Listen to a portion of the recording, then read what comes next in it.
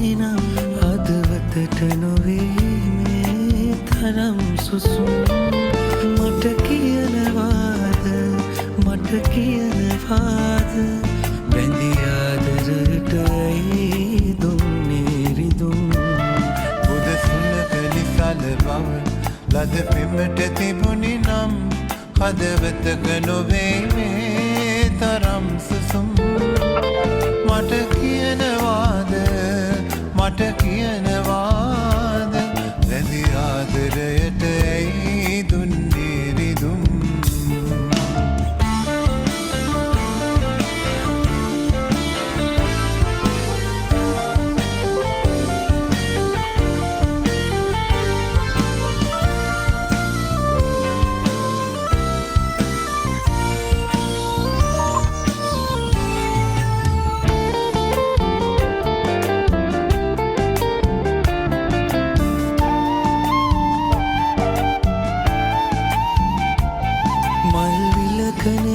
තිබුම් මුදු සුවඳ නෙලාගෙන සැනසිල්ල ළඟින් හිම එන්න ගිහින් දුක හඬන හැනුම්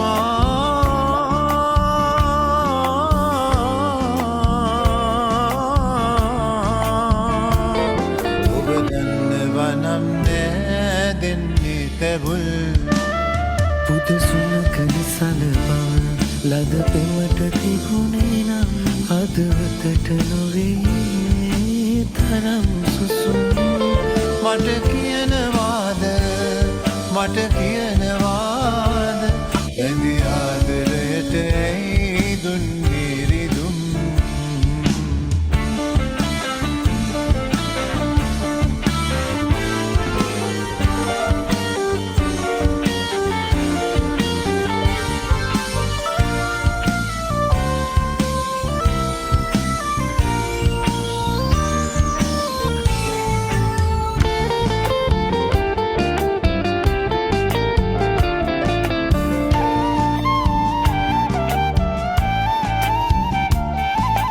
සඳක ප්‍රභා ඇති පෙම්වරම උතුම් ලෙස බුද දුන්නු බැතින් පන ගැහෙන තරම් ලිංගතු සිතකින්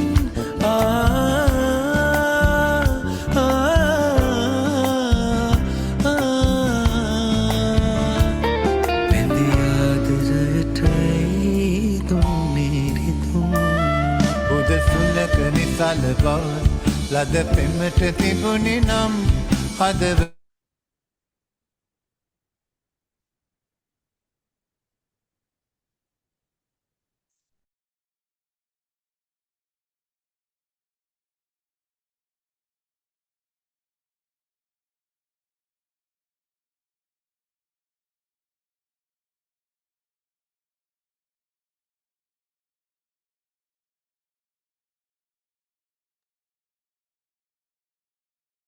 හරි හොඳයි පුතේ මේ ගැටලුවක් නැතුව හැමෝටම වැහෙනවනේ ප්‍රශ්න මොකුත් නැහැ හැමෝටම වැහෙනවනේ හොඳට රයිට් එහෙනම් අද අපි පන්තිය පටන් ගමු අද අපිට තියෙන්නේ මේ ඔයාලගේ භෞම පද්ධතිය ආශ්‍රිත කතාවේ භෞම පද්ධතිය ආශ්‍රිත පාඩමේ වායුගෝල පද්ධතිය කියන කොටස ගිය සතිය අපි වායුගෝලය කියන්නේ මොකක්ද කියන එක සම්බන්ධවෙම චුට්ටක් කතා කරා වායුගෝලය නිර්වචනය කරා නේ ගිය සතිය කතා කරපු දේවල් ආපස්සට චුට්ටක් මතක් කරගෙන ඉස්සරහට යන්න රයිට් මේ ආගන්නකෝ හරි අපි රෙකෝඩින් එක දාලා තියෙනවා හොඳයි කතන්දරේ චුට්ටක් අහගෙන ඊට පස්සේ ඉස්සරහට යන්න හොඳයි අද ක්ලාස් එකට ජොයින් වුණු කට්ටිය ඉන්නවා නම් රෙකෝඩින් එක ඉල්ල ගන්න රෙකෝඩින් එක පෙන්නන්න නැත්නම් රෙකෝඩින් එක මම ඉල්ල ගන්න අපි ඊට පෙර සති දෙකක් දවස් දෙකක් පන්ති කරා 27 අවුරුද්දේ අලුත් පන්තිය මේක පටන් ගත්තේ මැයි මාසේ අලුතෙන් ආරම්භ වුණු පන්තිය මැයි මාසෙට අලුතෙන් පටන් ගත්ත කණ්ඩායම් පන්තිය තමයි මේ 27 අලුත් පන්තිය. ඒ නිසා රෙකෝඩින් එක ඕනෑ ඉන්නවනම් මට මැසේජ් එකක් දාන්න. මම රෙකෝඩින් එක ඔයාලට එවන්නම්. ගිය සතියේ සහ ඊට කලින් සතියේ පන්තියේ තිබ්බ රෙකෝඩින් දෙක. ගිය සතියේ රෙකෝඩින් එකක් දාන්න. හරි.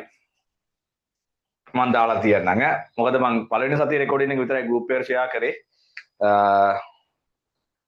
අද එකයි ගිය සතියේ එකයි අද ක්ලාස් එක ඉවර වෙලා ඔයාලට එවලා තියෙනවා.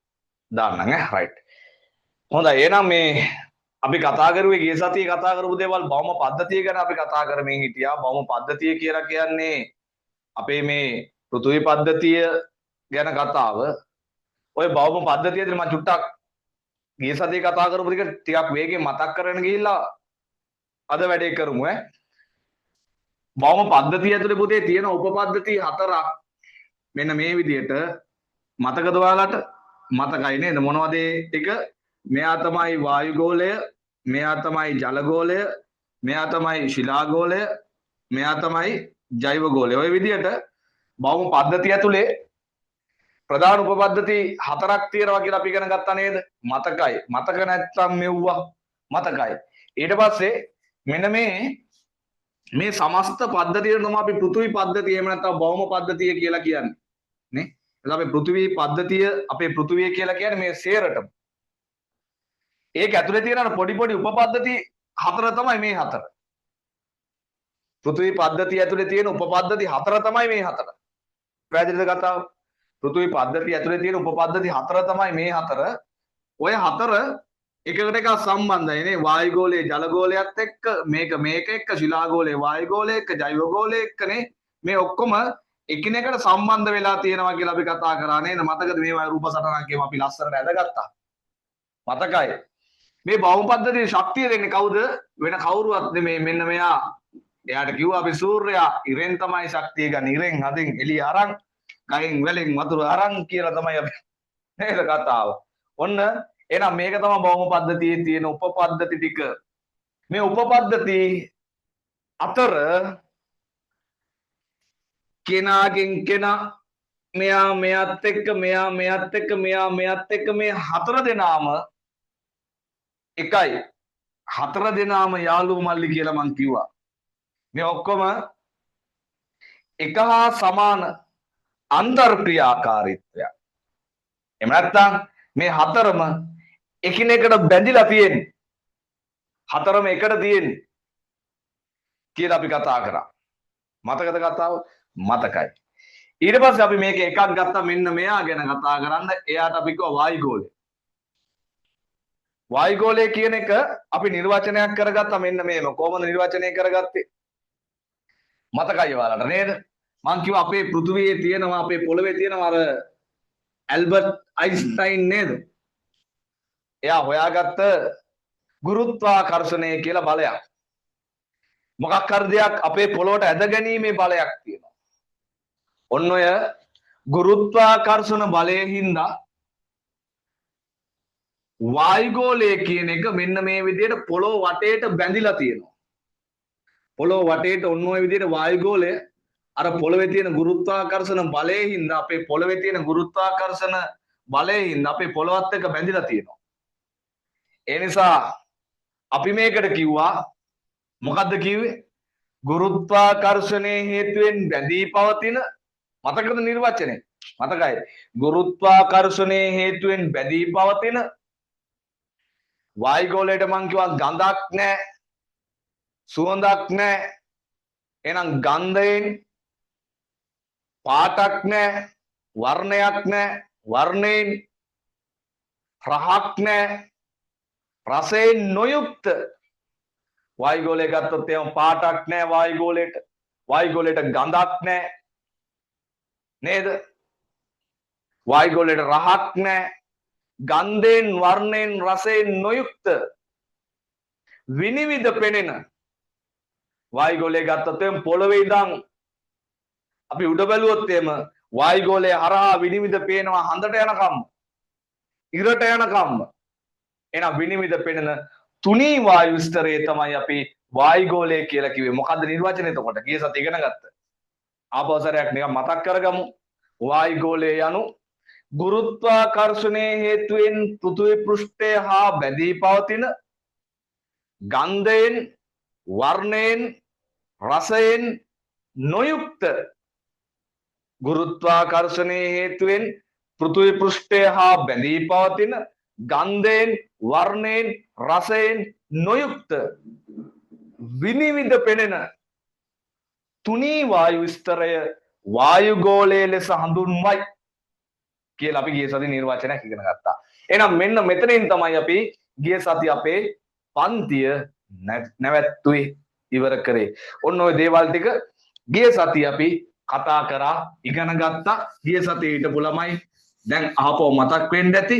අලුත් අයට රෙකෝඩින් එක බලපුවාම මේ ටික හොඳට තේරුම් ගැනීමේ හැකියාව තියෙනවා. අද අලුතෙන් ආපු ළමයි ඉන්නවා නම් ඔයාලා කරන්න ඕනේ පොත් තුනක් තියාගන්න.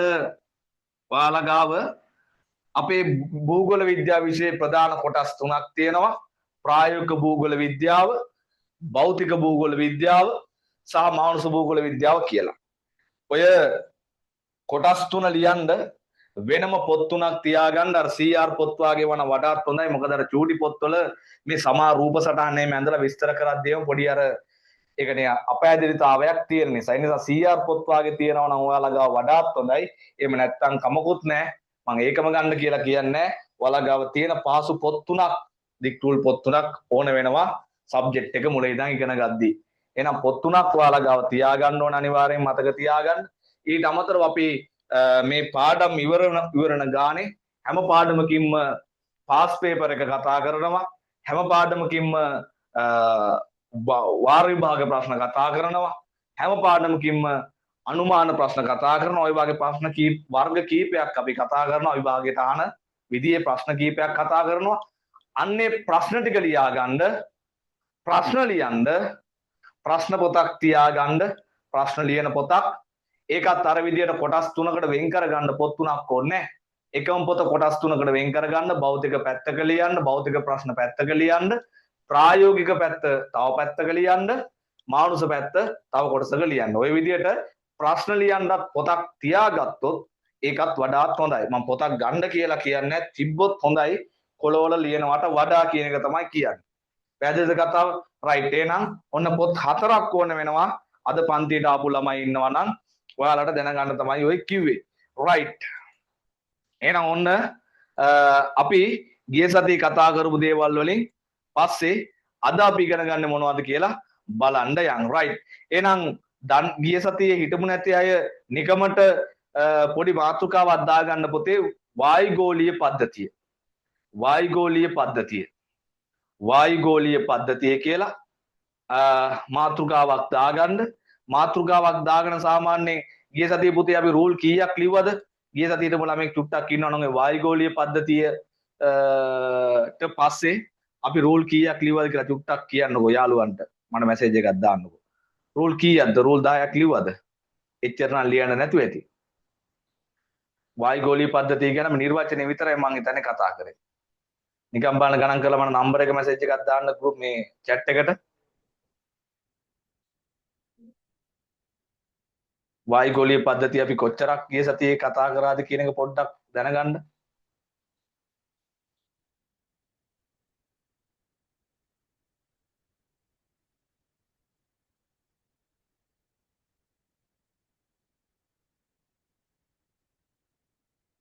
හරි බලමු.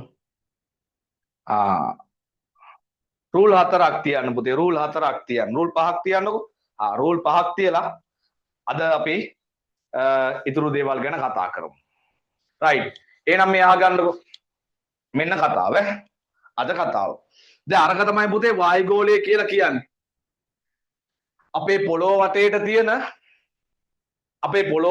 තියෙන මෙන්න මේ වායු ආවරණයට මේක නිකන් බැඳිලා තියෙන අපේ පොළොවත් එක්ක. බැඳිලා තියෙන අර ගුරුත්වාකර්ෂණයෙන් හින්දා. බැඳිලා තියෙන්නේ පොළොවත් එක්ක ගුරුත්වාකර්ෂණයෙන් හින්දා මේ වායුගෝලය අපේ පොළොවත් එක්ක ඕනම ඇලිලා තියෙන්නේ. දැන් මේක වෙන කොහෙවත් යන්නේ නැත්තේ යන්නේ නැත්තේ අපේ පොළොවේ තියෙන ගුරුත්වාකර්ෂණයට. ගුරුත්වාකර්ෂණයේ හින්දා අපේ පොළවත් එක්ක මේ වායුගෝලය කියන එක බැඳිලා තියෙන්නේ, ඇලිලා තියෙන්නේ පොළොවට. දැන් සමහර ඔය ග්‍රහලෝකවලේම සමහර ග්‍රහලෝකවලේම වායුගෝලයක් නැති වෙන්න. දැන් ග්‍රහලෝක ගණනාවක් තියෙනවා අපේ සෞරග්‍රහ මණ්ඩලය ඇතුලේ. දැන් ඔය සමහර ග්‍රහලෝකවල ජීවීන්ට සුදුසු වායුගෝලයක් නැහැ. ඒකනේ සත්තු නැත්තේ. සත්තුන්ට ඉන්න නම් එයාලට හුස්ම ගන්න ආශ්වාස ප්‍රාශ්වාස කරන්න වායුන් තියෙන්න ඕනේ, වායුගෝලයක් තියෙන්න ඕනේ. සමහර ග්‍රහලෝකවල වායුගෝලයක් නැති වෙන්න එක හේතුවක් තමයි ඒ වගේ මෙන්න මේ ගුරුත්වාකර්ෂණ බලය කියන එක අඩුයි. වායුගෝලය තියෙනවා, නමුත් අර ඒකත් එක්ක බැඳිලා නැහැ. පැහැදිලිද කතාව? ඒකත් එක්ක බැඳිලා නැහැ. ඒ බැඳෙන්නේ ගුරුත්වාකර්ෂණයෙන් හින්දා. ඒ නිසා පෘථුවියේ උපග්‍රහය වෙච්ච චන්ද්‍රයාගේ හඳෙත් මේ වායුගෝලයේ පෘථුවියේ තරම් ලොකුවට නැහැ. හේතුව ඒකේ ගුරුත්වාකර්ෂණය අඩුයි. පෘථුවියට වඩා ගුරුත්වාකර්ෂණ මට්ටම අඩුයි චන්ද්‍රයාගේ හඳේ. ඒතකොට ඒකේ වායුගෝලීය පද්ධතියක් අපේ පොළවේ තරම් නැහැ. එහෙනම් අපේ පෘථුවියේ තරම් නැහැ. ඒ නිසා මතක තියාගන්න වායුගෝලය කියන එක මේ විදියට පිටලා තියෙන්නේ. වායුගෝලයක් මේ විදියට පිටලා තියෙන අපේ පෘථුවියේ විතරයි. දැනට අපි දන්න තරමින් පෘථුවියේ විතරයි මේ හා සමාන වායුගෝලයක් ජීවීන්ට හිතකර විදියට. සත්තුන්ට ජීවත් වෙන්න ඕන කරන වායුගෝලයක් තියෙන්නේ පෘථුවියේ විතරයි කියලා මතක තියාගන්න. ඒ නිසා තමයි අපේ පොළවේ ජීවීන් ජීවත් වෙන්නේ. එක එක කතන්දර සමහර අයද කියනවා. ඉතින් ඒව අපිට වැඩක් නෑ. අපි නිකන් දන්න තියරිය තමයි මේ කතාව. පැහැදිලිද? රයිට්. එහෙනම් ඔන්න අපේ මේ වායුගෝලය ගැන තමයි අපි මේ කතාව කරමින් යන්නේ. මෙන්න අහගන්නකො. දැන් මේ තියෙන පුතේ අපේ පොළව. මේ තියෙන අපේ පෘථිවි පෘෂ්ඨය. මෙන්න මේ විදියට අපේ පොළව තියෙනවා. හරි. දැන් මේ ගස් තියෙනවා මේක උඩ. නේ? සත්තු ඉන්නවා මේක උඩ. ගෙවල් තියෙනවා මේක උඩ. নানা ප්‍රකාර දේවල් ගොඩාරියක් තියෙනවා. එතකොට මේ පෘථිවි පෘෂ්ඨයට ඉහළින්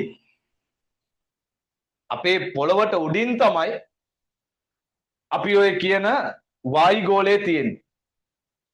එහෙනම් මේ විදිහට නැත්තේ ඔන්න ඔය විදිහට තමයි අපේ පොළොවට උඩින් වායුගෝලය තියෙන්නේ. පැහැදිලිද? මේව තමයි වායුගෝලය තියෙන්නේ.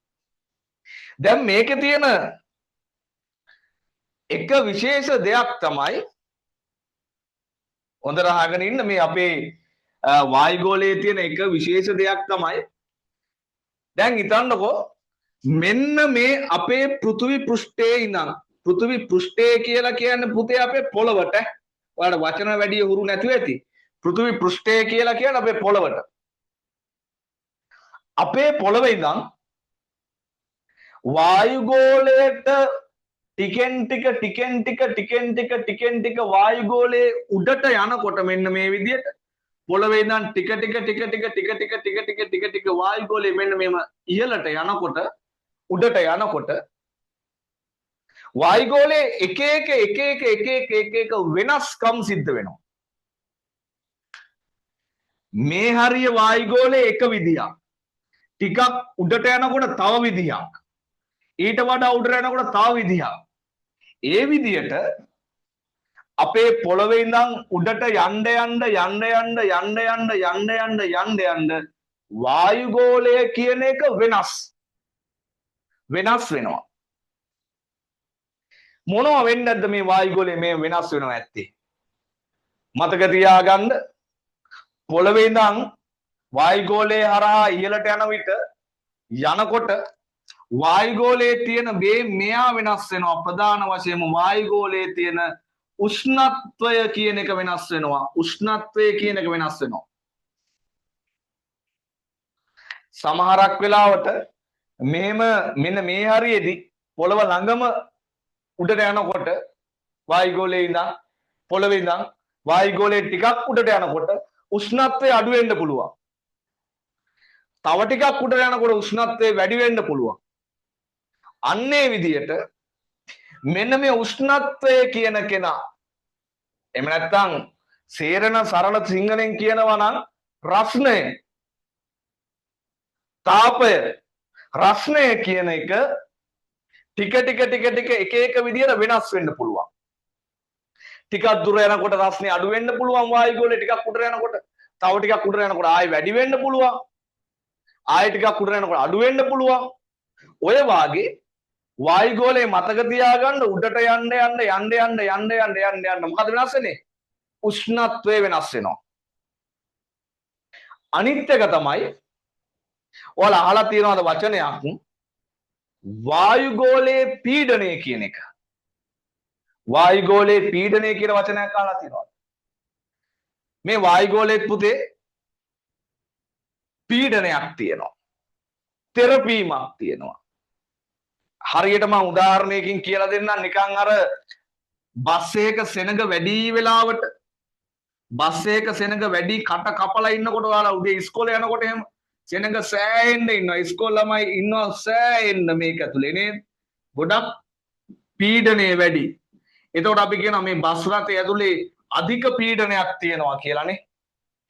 ඔන්න ඔය වාගේ වායුගෝලයේ මෙන්න මේ කියන පීඩනය තියෙනවා. මේක වෙන විදිය මම කියලා දෙන්නම් පස්සේ. දැනට නිකන් මතක තියාගන්නකො. වායුගෝලයේ පීඩනයක් තියෙනවා. ඔන්න ඔය පීඩනයත් සමහරක් වෙලාවට වායුගෝලයේ පෘථිවි පෘෂ්ඨයේ ඉඳන් උඩට යන්න වායුගෝලයේ ඔන්න මම කිව්ව මොකද්ද? පීඩනය කියන සාධකයක් වෙනස් වෙනවා. වායුගෝලයේ මම ඔය කියලා දුන්න පීඩනය කියන සාධකයක් වෙනස් වෙනවා.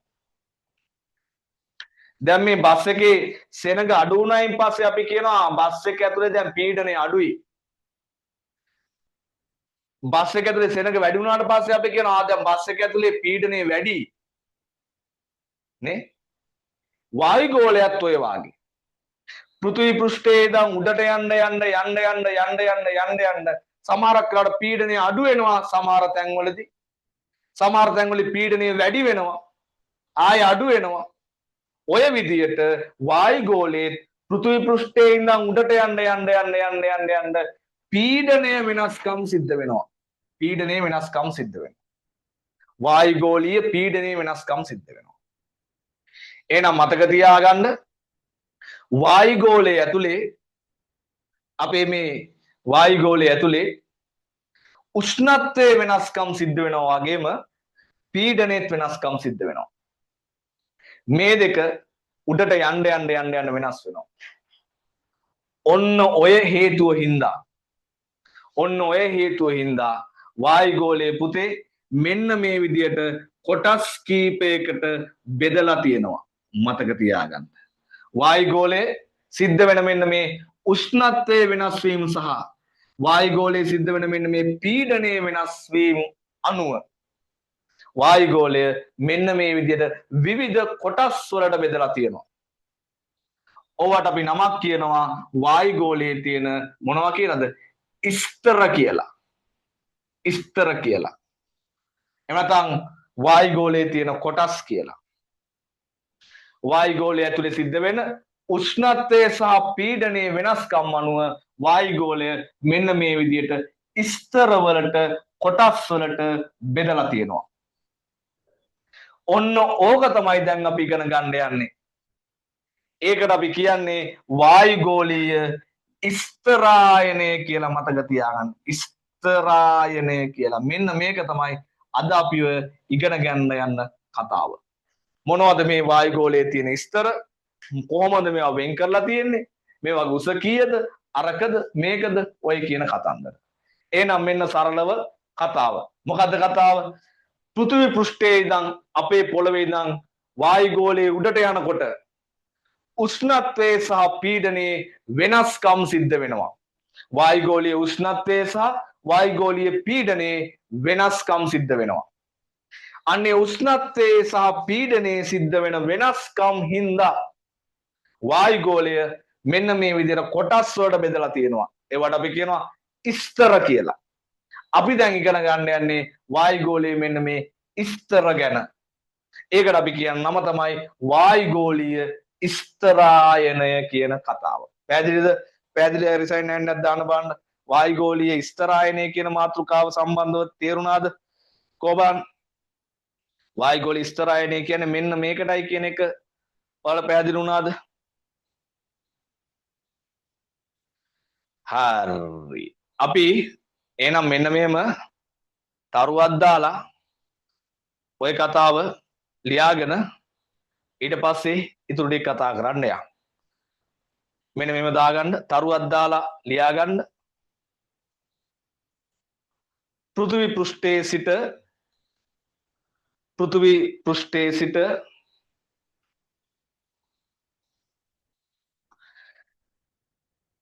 ඉහළට යන විට පෘථිවි පෘෂ්ඨයේ සිට ඉහළට යන විට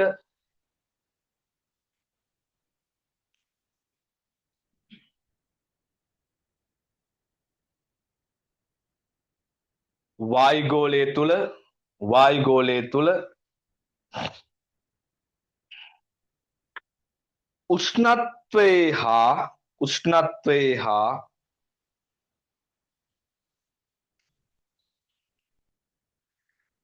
පීඩනයේ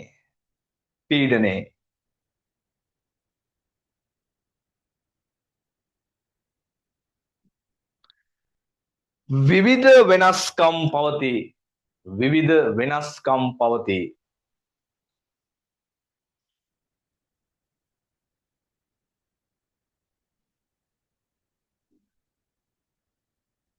එම වෙනස්කම් සලකා බලා වායුගෝලය ප්‍රධාන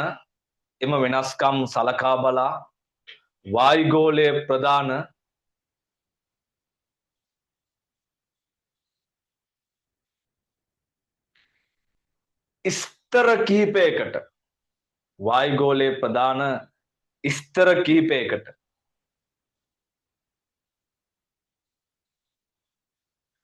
බෙදා දක්වා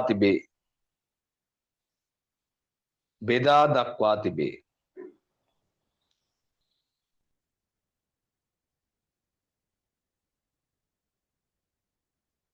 ඒවා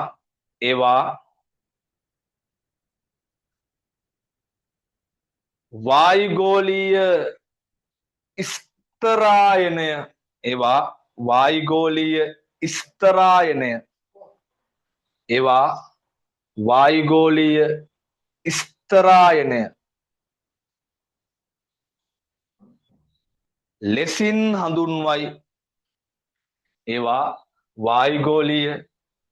ස්තරායනය ලෙසින් හඳුන්වයි. හරිනේ? හරි. ඔන්න අපි වායුගෝලයේ ස්තරායනය සම්බන්ධව දැනගත්තා. ඒ කියන්නේ කොටස් වලට මේව තියෙනවයි කියන කතාව දැනගත්තා. තව පොඩි දෙයක් තියෙනවා ඔයාලට ඉගෙන ගන්න.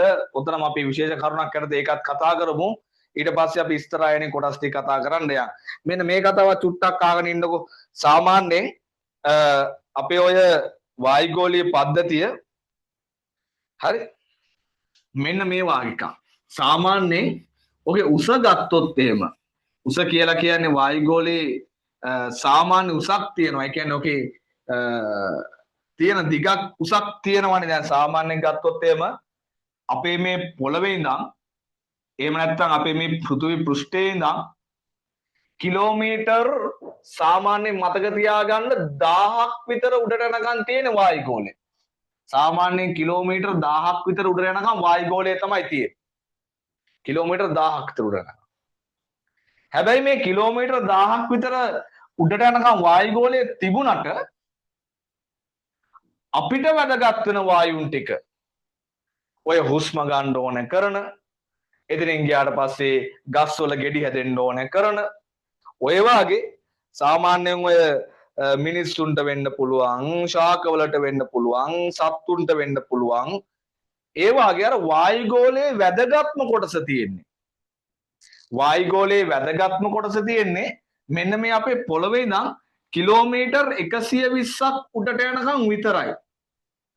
වායුගෝලයේ වැදගත්ම කොටස තියෙන්නේ අපේ පොළවේ ඉඳන් කිලෝමීටර් 120ක් උඩට යනකම් විතරයි.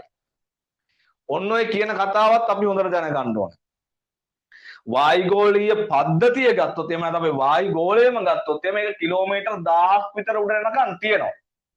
හැබැයි මතක තියාගන්න වායුගෝලයේ තියෙන මෙන්න මේ අපි එකට කියන්නේ මොන කොටස කියලාද? වැදගත් කොටස. ඔය එක එක වැදගත් අපිට ඕන කරන වායුන් වර්ග තියෙන වැස්ස හම්බ වෙන, වර්ෂාව පතිත වෙන, වර්ෂා වලාකුළු නිර්මාණය වෙන ඔය වගේ වැදගත් දේවල් සිද්ධ වෙන වැදගත් කොටස තියෙන වායුගෝලයේ පෘථිවි පෘෂ්ඨයේ ඉඳන් අපේ පොළවේ ඉඳන් කිලෝමීටර් 120ක් යනකම් විතරයි. ඔන්න ඔය කතාවත් විභාගයට සාමාන්‍ය MCQ වලට වගේ අහන දෙයක්. ඒ නිසා අපි යෝගත් විශේෂ කරුණක් විදිහට තරුවක් දාලා ওই පාළිම ලියාගමු. ඒකත් මෙන්න මෙව ලියා ගන්න. ඒකත් දාගන්න.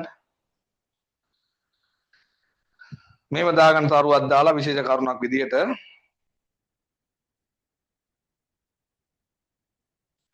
වායුගෝලීය පද්ධතිය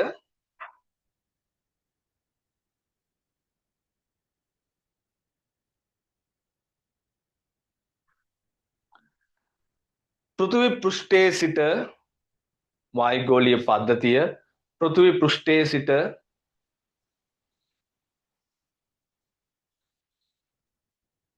කිලෝමීටර් 1000ක් දක්වා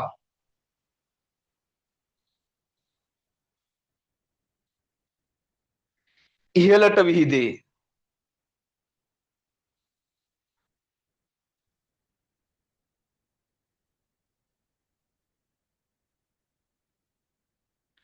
නමුත්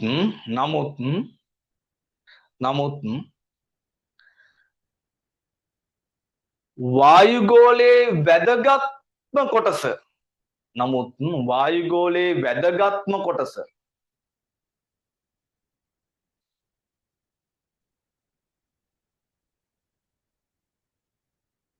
පෘථිවි පෘෂ්ඨයේ සිට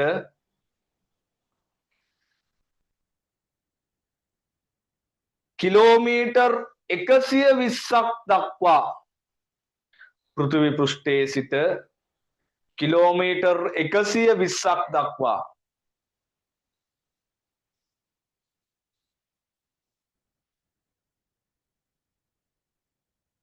විහිදෙන කලාපය තුල පවතී. පෘථිවි පෘෂ්ඨයේ සිට කිලෝමීටර් 120ක් දක්වා විහිදෙන කලාපය තුල පවතී.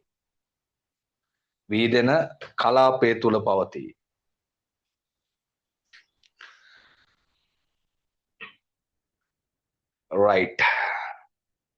ඔන්න අපේ වායුගෝලයේ කතාව.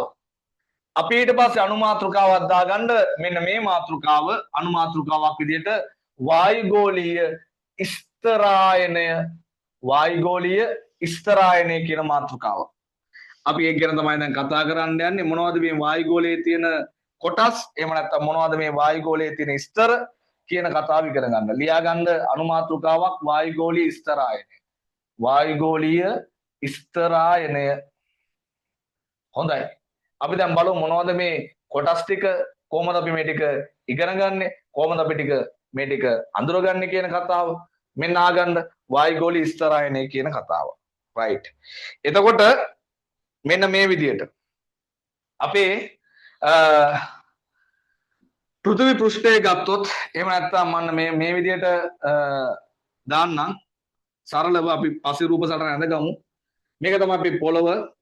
එහෙම නැත්නම් මම චූටි රඳින්නම්. මේක තමයි අපේ පෘථිවි පෘෂ්ඨය. මෙන්න මේ විදියට මේක තමයි පෘථිවි පෘෂ්ඨය. සරලව කියන අපේ පොළව. පෘථිවි පෘෂ්ඨය මේකට අර මං කිව්වා වයි කලින් වගේ එක දේවල් තියෙනවානේ. ගස්වැල් තියෙනවා, ගෙවල් තියෙනවා, නම්මනම් ගොඩක් තියෙනවා. right. දැන් මේට උඩින් තියෙන එක තමයි වායුගෝලය. මම නිකන් සාමාන්‍ය උසකට අඳින්නම්. පස්සේ අපි මේක නිවැරදි රූප සටහන ඇඳගමු. මේකත් හරි. right. මෙන්න මේ විදියට. දැන් මේ බලන්නකෝ.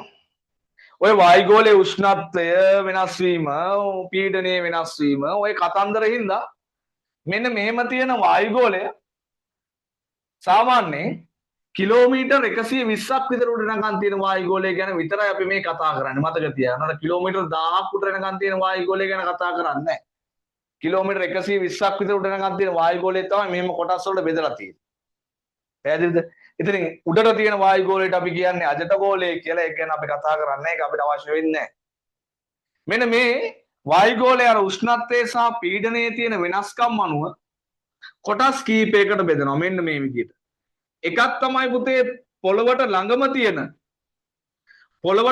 තියෙන වායුගෝලයේ කොටස. එහෙම නැත්නම් පොළවට ළඟම තියෙන වායුගෝලීය ස්තරයට අපි කියනවා පරිවර්තී ගෝලය කියලා. මොකද්ද කියන්නේ? පරිවර්තී ගෝලය. අහලා ඇති O level වලට එහෙම ජෝග්‍රෆි එහෙම කරා නම් මේ නම අහලා ඇති. පරිවර්තී ගෝලය. එහෙම නැත්නම් සාමාන්‍ය ළමයි දන්නවා මේ කතාව. පරිවර්තී ගෝලය. ඊට උඩින් තියෙනවා මෙන්න මේක. ඒකට අපි කියනවා අපරවර්තී ගෝලය. අපරවර්තී ගෝලය කියලා. පරිවර්තී ගෝලය, අපරවර්තී ගෝලය. ඊට පස්සේ ඊට උඩින් තියෙනවා මෙන්න මෙයා. එයාට අපි කියනවා මෙසෝ ගෝලය. මෙසෝ ගෝලය එහෙම නැත්නම් ඒකට අපි කියනවා මධ්‍ය ගෝලය කියලා. මෙසෝ ගෝලය එහෙම නැත්නම් මධ්‍ය ගෝලය කියලා. ඊට උඩින් ඉන්නවා මෙන්න මෙයා. එයාට අපි කියන්නේ තාප ගෝලය කියලා. මෙන්න මේ විදිහට අපේ වායුගෝලයේ පුතේ ප්‍රධාන කොටස් හතරක් තියෙනවා. මොනවද හතර? පරිවර්තී ගෝලය, අපරිවර්තී ගෝලය, මෙසෝ ගෝලය, තාප ගෝලය. ඔය වාගේ වායුගෝලයේ ප්‍රධාන කොටස් එහෙම නැත්නම් ස්තර හතරක් තියෙනවා. මේක අර වෙන් කරලා තියෙන්නේ අර උෂ්ණත්වයේ සහ පීඩනයේ තියෙන වෙනස්කම් අනුව. එහෙනම් මතක තියාගන්න මෙන්න මේ ටික තමයි වායුගෝලයේ ස්තර ටික. දැන් පාඩම් කරගන්න පාඩම් නැති අය මොනවද? පරිවර්තී ගෝලය, අපරිවර්තී ගෝලය, මෙසෝ ගෝලය, තාප ගෝලය. ආපස්සරයක් පරිවර්තී ගෝලය, අපරිවර්තී ගෝලය, මෙසෝ ගෝලය, තාප ගෝලය. මෙන්න වායුගෝලයේ තියෙන ප්‍රධාන ස්තර ටික. රයිට්. එහෙනම් අපි මෙන්න මේ කතාව ඔය නෝට් එකේ වායුගෝල ස්තරායනය කියන කතාව යටතේ ලියාගෙන ඊට පස්සේ මේ එකින් එක මොනවද කියලා බලමු. රයිට්. ලියා ගන්න මෙන්න මේව.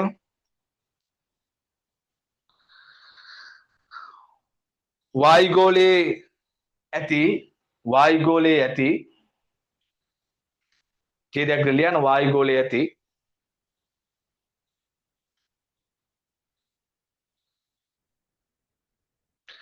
උෂ්ණත්ව හා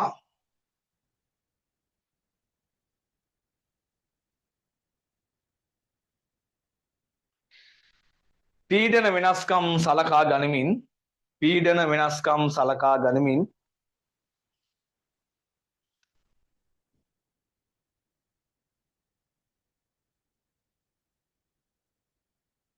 මේ ආකාරයට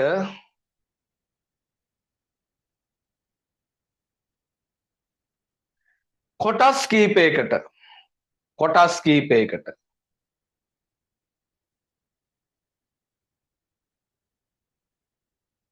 වායුගෝලය බෙදා තිබේ.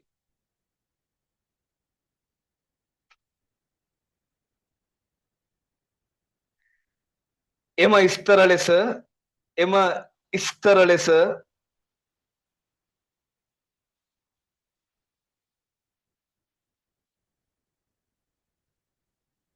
දාගන්න 1 2 3 කියලා පල්ලෙන් පල්ලට පළවෙනි එක පරිවර්තී ගෝලය.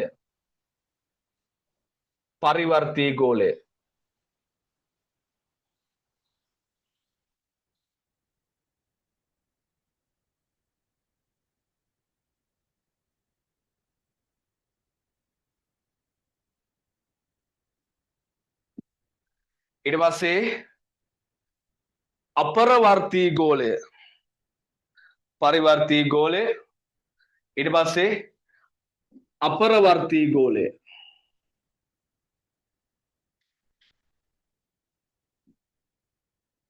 ඊට පස්සේ මෙසෝ ගෝලය.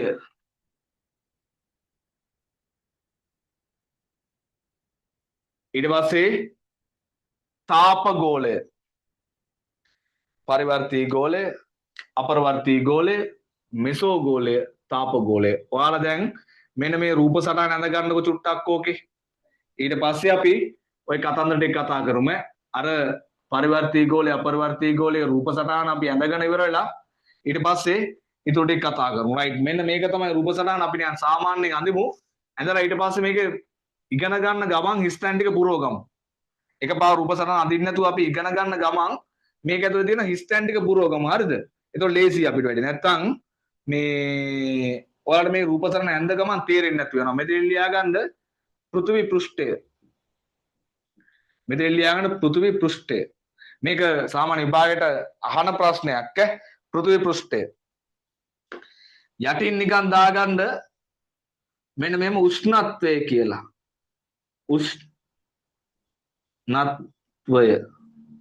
උෂ්ණත්වය. රයිට්? ආදී. මෙන්න අපේ පොළව පෘථිවි පෘෂ්ඨය. ඊට උෂ්ණත්වය. චූටි ඉරි කැලක් මෙන්න මේ මැදින් ගහලා මේ පැත්තට දාගන්න උෂ්ණත්වය ධන වැඩි වෙනවා. මේ පැත්තට දාන උෂ්ණත්වය ඍණ අඩු වෙනවා. ධන හා ඍණ. ඊට පස්සේ මෙන්න පළවෙනි එක අපි අර කතා කරපු පරිවර්තී ගෝලය. ඒක පුතේ එහා පැත්තෙන් ලියා ගන්න මෙන්න මේ විදිහට පරිවර්තී ගෝලය. පරිවර්තී ගෝලය මාත් එක ඇඳ ගන්නකො. ඒක ලේසි. පරිවර්තී ගෝලය. ඊළඟ එක්කෙනා මෙන්න මෙයා අපරවර්තී ගෝලය. අපරවර්තී ගෝලය. ඊට පස්සේ තුන්වෙනියා මෙසෝ ගෝලය.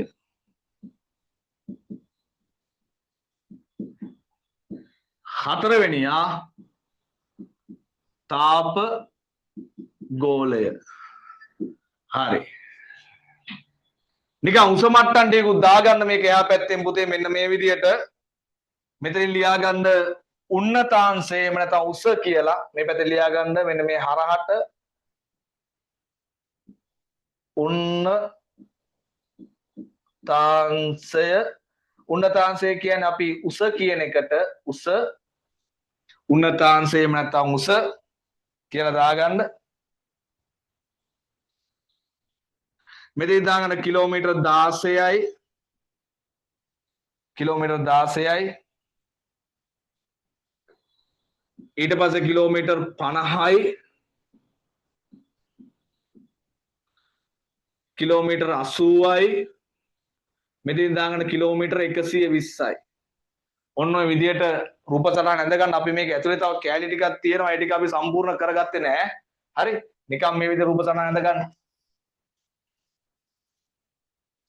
උඩේකට යන ලොකු වැඩි තාප ගෝලය අපිට චුට්ටි කරමු. දැන් හරි. 120යි කිලෝමීටර්. දැන් ඇඳ ගන්න.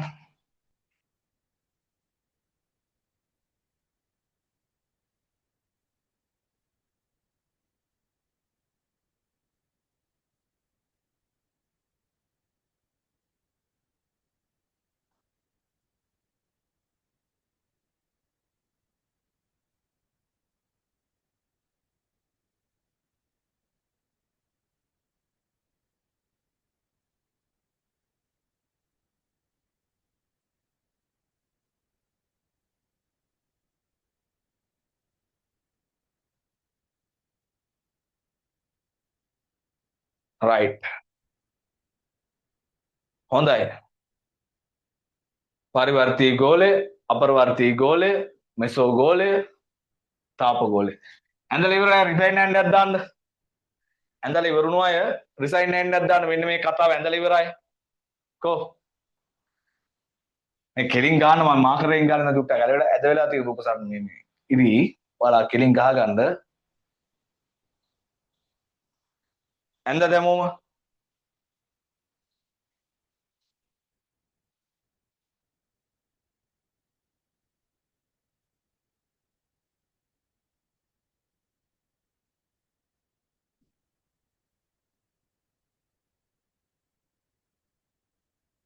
ඇඳලා ඉවරද? කොහොමයි? ඉන්නවද නැද්දවත් දන්නේ නැහනේ. ඇඳලා ඉවරයි රිසයින් නැද්ද දාන්න බලන්න.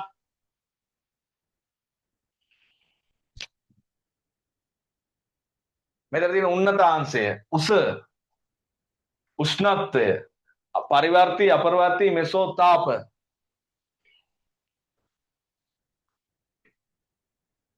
පැහැදිලිද? පෘථිවි පෘෂ්ඨය. පෘථිවි පෘෂ්ඨය. උෂ්ණත්වය. මේ පැත්තට අඩු වෙනවා, මේ පැත්තට වැඩි වෙනවා. ධන ඍණ දාලා තියෙන එක පස්සේ කතා කරමු අපි. පෘථිවි පෘෂ්ඨය. right. එහෙනම් මෙන්න ඉස්තරායනේ කොටස් ටික. අපි දැන් මේකේ මේ එකක් ගැන ඉගෙන ගන්නයක් මෙන්න මේ පරිවර්තී ගෝලය ගැන. ඔය විභාගෙට අහනවා අනිවාර්යෙන් මෙන්න මේ ප්‍රශ්නේ වායු ගෝලය ගැන අහුවොත් සාමාන්‍යයෙන් මේක එක විස්තරයක් විස්තර කරන්න වාගේ ප්‍රශ්නයක් අහනවාමයි. අන්න එතෙන්දී අපි මේවා හරියට විස්තර කිරීම දැනගෙන ඉන්න ඕනේ. නිවැරදි විස්තර කිරීම පරිවර්තී ගෝලය ගැන අපරිවර්තී ගෝලය ගැන දැනගෙන ඉන්න ඕනේ. එහෙම නැත්නම් වැඩක් නැහැ වැඩි. පැහැදිලිද කතාව? එහෙනම් අපි ඔය පරිවර්තී ගෝලය අපරිවර්තී ගෝලය ගැන විස්තර කිරීම හරියට දැනගෙන ඊට පස්සේ අපි ඉතුරු කතාවට යන්න. රයිට්. අනුමාත්‍රකාවක් දාගන්න පරිවර්තී ගෝලය. පරිවර්තී ගෝලය.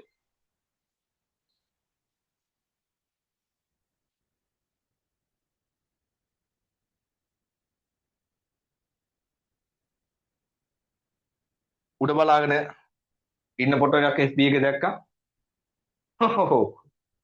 වහින හින්දා. වැස්ස දිහා බලන් හිටියේ. හරි. හොඳයි. ඔන්න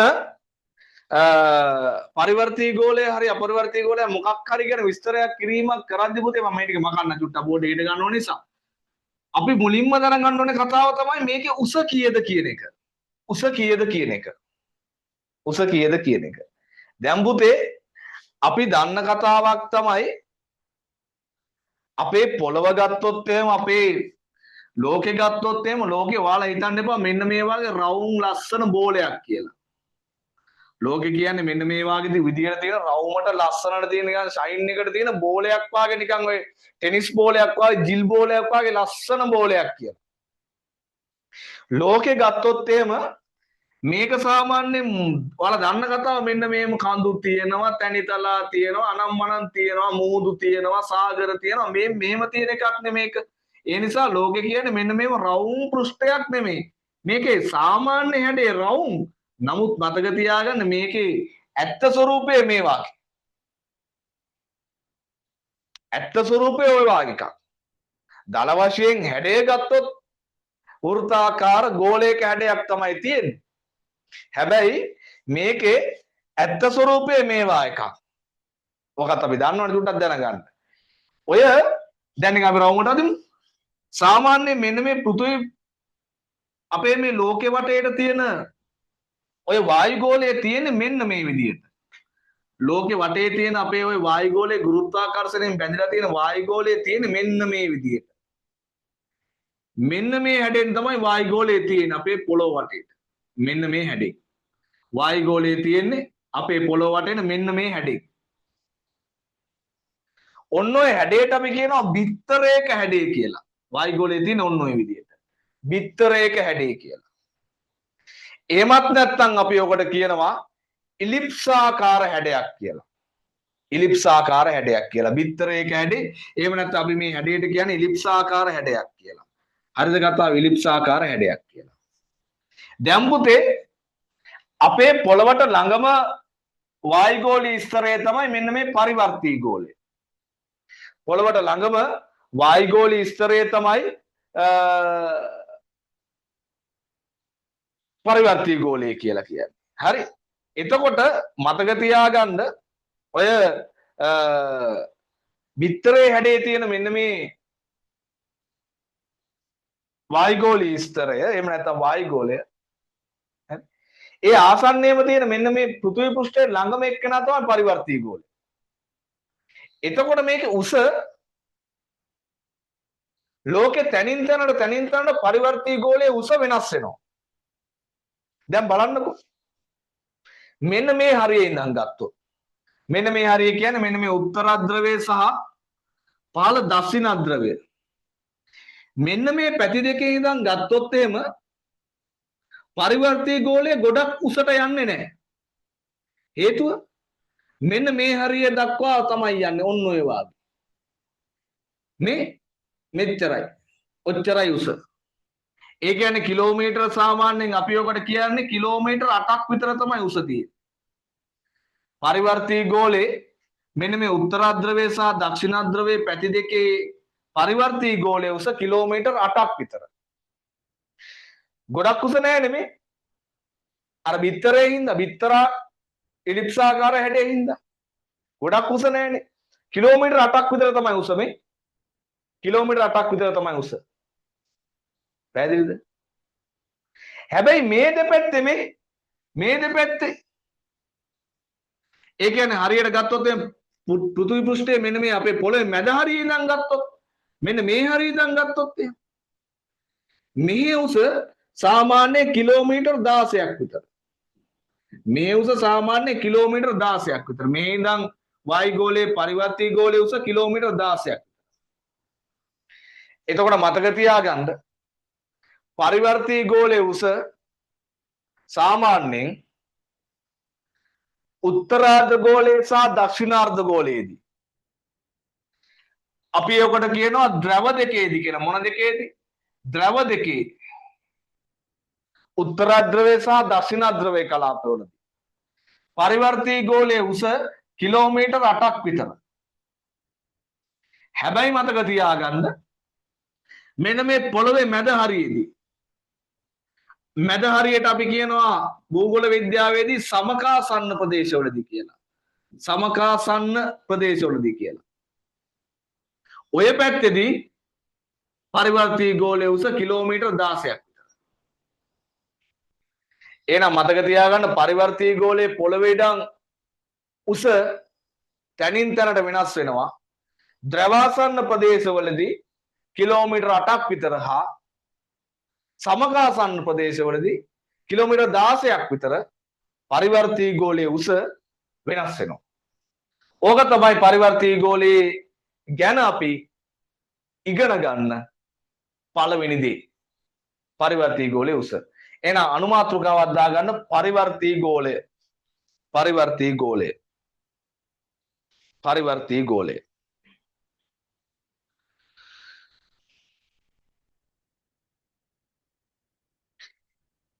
ඒ අර්ථේ ලියා ගන්න පළවෙනි කරුණ මෙන්න මෙයා පොළොවට ළඟම කෙනා පෘථිවි පෘෂ්ඨයට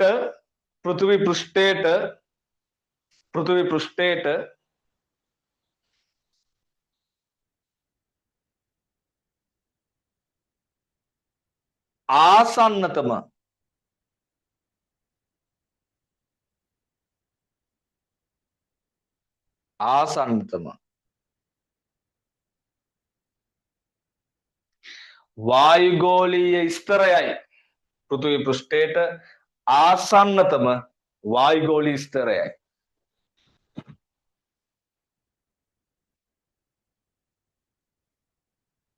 ඔය 27 පන්තියේ මං ගෲප් එකේ ගාන බැලුවේ දැන් මං හිතා ළමයි දැන් 100කට ආසන්න ප්‍රමාණයක් ක්ලාස් එකට මං හිතන්නේ කාඩ් එක අරන් සම්බන්ධ වෙලා තියෙනවා. දැන් පන්තිය ගත්තොත් එහෙම ඔන්ලයින් එකේ එකෙන් 4 එකක්වත් භාගයක්වත් නැහැ. දැන් මේකේ තියෙන ගැටලුවක් තමයි ඔන්ලයින් ක්ලාස් වල තියෙන එක දෙයක් තමයි හරිද? පුළුවන් හැම වෙලාවකම ලයිව් ක්ලාස් එකට සම්බන්ධ වෙනවා ළමයි. අර රෙකෝඩින් බලනවායි කියන එක මම දන්නේ නැහැ කොහොමද කියලා. මට නම් ගොඩාක් වෙලාවට ප්‍රායෝගිකව ඒක අර නිකන් බෝරින් වාගේනේ. දැන් මේක ලයිව් පන්තියේදී පොඩි අර තියෙනවනේ මේකක් ලයිව් එකක් නිසා නැත්තම් අර මේ අර විදිය රෙකෝඩින් බලනකොට ගොඩාක් ළමයින්ට බැලෙන්නේ නැහැ වුණා. ඒ නිසා මතක දැන් ස්කිප් කරන්න හිතනවා සමහරක්. දැන් යවන්න හිතෙනවා. දැන් මේක යවන්න බෑනේ. මං යවුවත් නිසා. ඒ නිසා මතක තියාගන්න පන්ති පටන් අරන් මේ නයිම් බැජ් එකේ තව සති දෙකයි. මතක තියාගන්න දිනපතා පුළුවන්කමක් තියෙනවා කියලා අත්‍යවශ්‍ය කාරණාවක් නැත්තම් ලයිව් ක්ලාස් එකට එන්න. ඒක වටිනවා. අනිත් විෂයන්ට සාපේක්ෂව මේකේ තියෙන අර පොඩි ගතියක් තියෙන විෂයක් නේ මේකනේ. ඒතර ඒ ගතිය ගන්න නම් ලයිව් එකට එන්න වෙනවා. ඒ නිසා පුළුවන් හැමෝම ලයිව් පන්තියට සම්බන්ධ වෙන්න කියන එක තමයි මුලින්ම පන්ති පටන් ගන්න දවසේත් මම ඔක් කිව්වා. ඔන්න අදත් කියනවා. ඒ නිසා ඒක චුට්ටක් බලන්න ලයිව් එකට නිතරම එන්න. රයිට්. එහෙනම් මතක තියාගන්න පෘථිවි පෘෂ්ඨයට ආසන්නතම වායුගෝලීය ස්තරයයි. ඊතරම ලියා ගන්න මෙය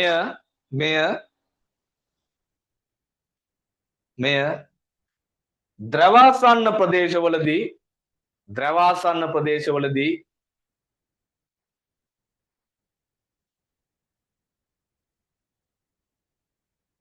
කිලෝමීටර් 8ක් හා ද්‍රවාසන්න ප්‍රදේශවලදී කිලෝමීටර් 8ක් හා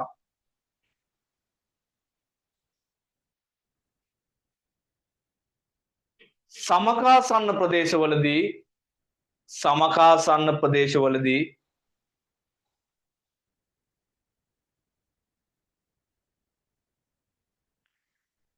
කිලෝමීටර් 16ක් දක්වා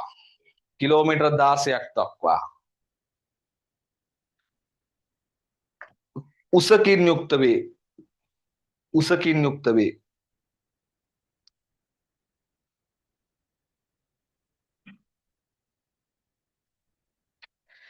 අනිත් කතාව තමයි පරිවර්තී ගෝලයේ තියෙන අනිත් වැදගත් කතාව තමයි දැන් අපිට ගොඩාක් වැදගත් මෙයා. ළඟම ඉන්න එක්කෙනානේ. පොළවට ළඟම ඉන්න වායුගෝලීය ස්තරය සාමාන්‍යයෙන් අපිට ගොඩක් වැදගත් වෙන්නේ ගොඩක් බලපෑම් කරන්නේ ළඟම ඉන්න එක්කෙනා. වායුගෝලයත් ඒ වගේ ළඟම ඉන්න යාළුවා තමයි ගොඩක් වෙලාවට බලපෑම් කරන්නේ. එයා තමයි ගොඩාක් වැදගත් වෙන්නේ. සමහරක් වෙලාවට උදව් කරන්නේත් ළඟම ඉන්න එක්කෙනා. සමහරක් වෙලාවට පුළුවන් තරම් මේවා කරන්නේත් ළඟම ඉන්න එක්කෙනා. පුළුවන් තරම් කපන්නේත් ළඟම එකා. පුළුවන් තරම් උදව් කරන්නේත් ළඟම එකා. ඒ වාගේ තමයි. වායුගෝලයත් ඒ වාගේ. අපේ පොළවට එහෙම නැත්නම් අපේ පෘථුවියට වැඩිපුරම බලපාන්නේ මේ පරිවර්තී ගෝලය කරන වැඩ. ඒ හින්දා ගොඩාක් වෙලාවට මේ වායුගෝලීය ස්තර ටිකෙන්ම එන මුළු වායුගෝලයේම එක එක වායු වර්ග තියෙනවානේ. ඔක්සිජන් තියෙනවා, කාබන් ඩයොක්සයිඩ් තියෙනවා, නයිට්‍රජන් තියෙනවා, මීතේන් තියෙනවා, හීලියම් තියෙනවා, අරවා තියෙනවා, මේවා තියෙනවා, ගොඩක් වායු වර්ග තියෙනවානේ. ඔය වායු වර්ග වලින් ප්‍රතිශතයක් විදියට ගත්තොත් එහෙම පරිවර්තී ගෝලයේ ඇතුලේ තමයි සමස්ත වායු පරිමාවෙන් වායුගෝලයේ තියෙන සමස්ත වායු පරිමාවෙන් 96%ක්ම තියෙන්නේ මෙන්න මේ පරිවර්තී ගෝලයේ ඇතුලේ. ඔන්න කෙටි ප්‍රශ්නයක්. නියම MCQ ප්‍රශ්නයක්. වායුගෝලයේ තියෙන සමස්ත වායු පරිමාවෙන් 96%ක්ම තියෙන්නේ පරිවර්තී ගෝලයේ ඇතුලේ. ඒ කියන්නේ මෙයා ඇතුලේ තමයි මේ මුළු වායුගෝලයේම තියෙන වායු පරිමාවෙන් 96%ක්ම තියෙන්නේ. ඉතුරු ඒ වගේ තියෙන 104යි. හරිද කතාව? එහෙනම් මෙන්න මේ කතාවත් වැදගත් දෙයක් මේ පරිවර්තී ගෝලය ගැන කතා කරද්දී. ලියන්නකෝ. වායුගෝලයේ අඩංගු समस्त वायु परिमावेन वायुगोले अडंगु समस्त वायु परिमावेन वायुगोले अडंगु समस्त वायु परिमावेन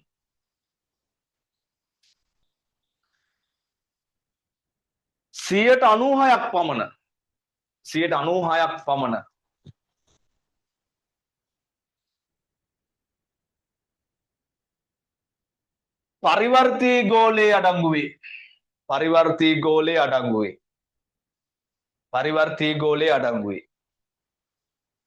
परिवर्ती गोले अडंगुवे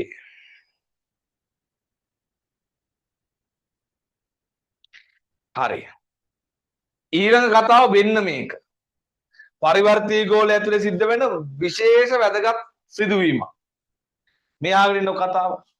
දැන් පුතේ අපේ මේ පරිවර්තී ගෝලය ඇතුලේ තියෙන වායු ගෝලයේ වෙනත් තැන්වල දකින්න හම්බ වෙන්නේ නැති වැදගත් කතාවක් තමයි දැන් මම කතා කරන්න යන්නේ. මේක හරි වැදගත් විභාගෙට ආන ඔය ඔයාලගේ 2026 නයියලක් කලේම දන්නවා ඒ කතාව. මම කියලා දීලා තියෙනවා එයාලා.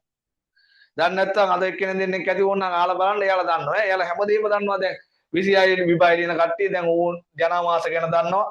වායු මේ මොනවද පාෂාණ ගැන දන්නවා, පස් ගැන දන්නවා. නේද? සිතියම් ගැන දන්නවා.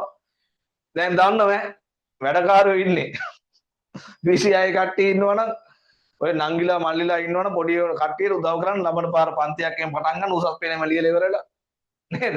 හරි. ඒ තරම් දැනුම් සම්බන්ධව ඉන්නේ දැන් ලියන්න විතරයි තියෙන්නේ. ලියන්න විතරයි තියෙන්නේ දැන්. 26 කට්ටිය ඉන්නවනම් චුට්ටක් උන් අහලා බලන්න. දන්න කට්ටිය ඉන්නවනම්. හරි. මේ අහගන්නකෝ. මෙන්න කතාව. දැන් අපේ පුතේ මේ පෘථිවි පෘෂ්ඨයේ ඉඳන් අපේ පොළවේ ඉඳන් සාමාන්‍යයෙන් උඩට යනකොට කියලා හිතන්නකො මෙන්න මේක මගේ අර මේක නිකන් කන්දක් කියලා. උස කන්දක්. මේ කන්ද මං කියන එවරස්ට් කන්ද මේ තියෙන්නේ. ඔයාලා දැකලා තියෙනවද? ඔය එවරස්ට් කන්ද උඩ මෙන්න මේ උඩ හරිය එවරස්ට් නුදුනේ නැගපු කට්ටියම ඉන්නවා. මම මතක නෑ ලංකාවෙත් කෙනෙක් එවරස්ට් කන්ද නැග්ගා. ඒක නම මට මතක නෑ මොකද්ද කියලා. මං හිතන්නේ 5 වසරේ හෝ 6 වසර පොතක තිබ්බා. ඒ විස්තරේ. කවුරු හරි කමක් නෑ. මේ එවරස්ට් කන්ද මුදුනේම සාමාන්‍යයෙන් ඔය ලෝකේ උසම කඳු මුදුන් වල එහෙම තියෙන මොනවද? හිම තියෙන්නේ. හිම අපේ වචනෙන් කියන අයිස් තියෙන්නේ. මොකද මේ? අනේ මන්දා. අපි දන්නේ නෑ ඒක. මෙයා ගන්නකො. සාමාන්‍යයෙන් අපේ මේ පොළවේ ඉඳන් මේක පරිවර්තී ගෝලය ඇතුලේ මේ පරිවර්තී ගෝලය ඇතුලේ අපේ පොළවේ ඉඳන් සාමාන්‍යයෙන් උඩට යන්න අපේ පොළවේ ඉඳන් උඩට යන්න එහෙනම් ආසට උඩට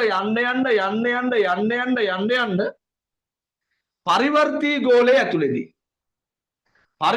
ගෝලය ඇතුලේදී උෂ්ණත්වය කියන එක අඩු වෙනවා. එහෙම නැත්නම් අපේ වචනෙන් කියනවා නම් පරිවර්තී ගෝලය ඇතුලේදී උඩට යන්න සීතල වෙනවා. උෂ්ණත්වය අඩු වෙනවා. ඒක තමයි ලෝකේ උසම කඳු මුදුන් වල අර තියෙන ජලය ටික ඝන වෙලා කඳු මුදුනේ අයිස් හැදිලා තියෙන්නේ. එහෙම නැත්නම් හිම ග්ලැසියර් නිර්මාණය වෙලා තියෙන්නේ. ඒකට හේතුව තමයි අපේ පොළවේ ඉඳන් පරිවර්තී ගෝලය ඇතුලේ උඩට යන්න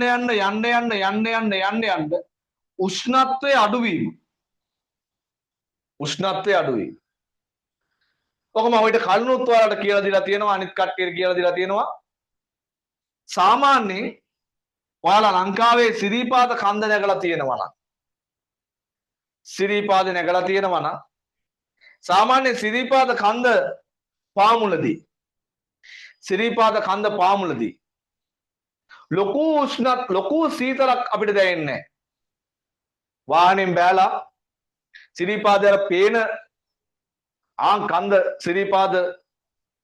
ශ්‍රීපාදේ කියලා පෙන්නකොට ලොකු සීතලක් නෑ ඇඟට අපේනේ. ලොකු සීතලක් නෑ. හැබැයි ටික උඩට නගින්න මේ කඳු මුදුනට ලං වෙනකොට ඒ ආසන්නයේදී ඒ හරියේදී අපිට පට්ට සීතලක් දැනෙනවා. මාර සීතලක් දැනෙනවා. ඒකට හේතුව තමයි පුතේ පරිවර්තී ගෝලය ඇතුලේ උඩට යන්න උෂ්ණත්වය අඩු වෙන එක මතක තියාගන්න. ඒක තමයි එදා අපිට අර පාළේදී නොදැනුණු සීතලක් උඩට යද්දි දැනුනේ. සාමාන්‍යයෙන් ඔයාලා නුවර ගිහිල්ලා තියෙනවා නම් ওই කොළඹ නුවර පාරේම ඔය කෑගල්ල පව් වෙලා ඔය කඩු ගන්නාව හරියේදී එහෙම ඩුක් ගාලා කන් එහෙම අගුල් වැටෙනවා. ඒ කියන්නේ මොකද්ද? එන්නෙන් අපි ඒ උඩට යන්නේ.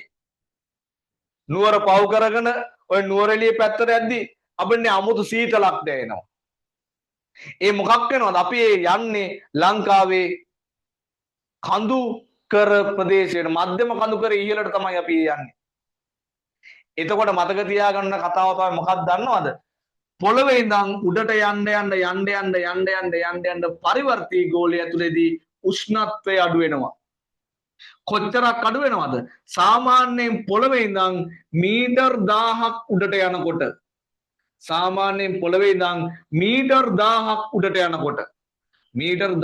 උඩට යනකොට උෂ්ණත්වය සෙල්සියස් අංශක 6.4කින් අඩු වෙනවා.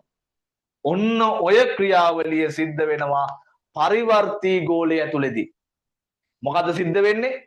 පොළවේ ඉඳන් පෘථිවි පෘෂ්ඨයේ ඉඳන් මීටර් 1000ක් උඩට යනකොට පෘථිවි පෘෂ්ඨයේ ඉඳන් මීටර් 1000ක් උඩට යනකොට උෂ්ණත්වය සෙල්සියස් අංශක 6.4 ගානේ අඩු වෙනවා. දැන් හිතන්නකෝ මීටර් 1000ක් උඩට ගියා සෙල්සියස් අංශක 6.4ක් අඩු වුණා. තව මීටර් 1000ක් උඩට ගියා ආයෙ 6.4ක් අඩු වුණා. ඔය වගේ උඩට යන්න මීටර් 1000න් 18 උෂ්ණත්වය සෙල්සියස් අංශක 6.4 ගානේ අඩු වෙනවා. ඔන්න ඕකට අපි නමක් කියනවා පුතේ හොඳට මතක තියාගන්න ඕන ක්‍රියාවලියට අපි නමක් කියනවා සාමාන්‍ය පරිසර මොකක් කියලාද පතන ශීඝ්‍රතාවය කියලා. ඔය ක්‍රියාවලිය සිද්ධ වෙන්නේ කෝක ඇතුලේද?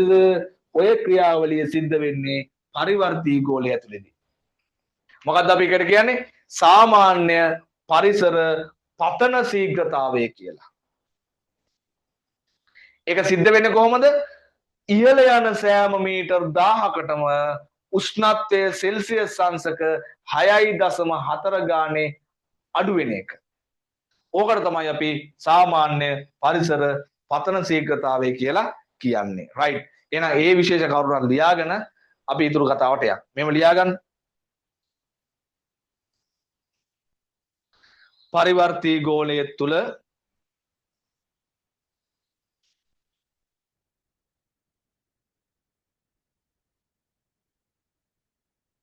පරිවර්තී ගෝලය තුල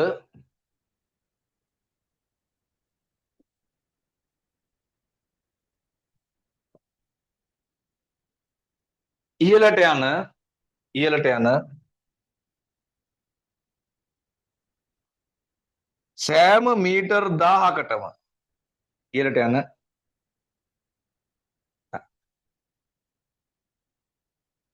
යන සෑම මීටර් 1000කටම උෂ්ණත්වය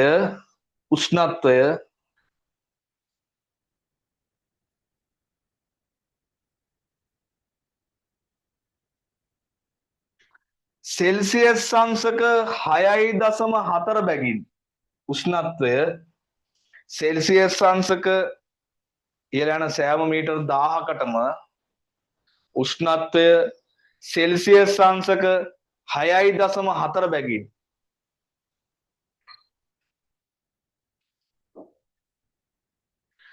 පහළ බැසීම සිදුවේ.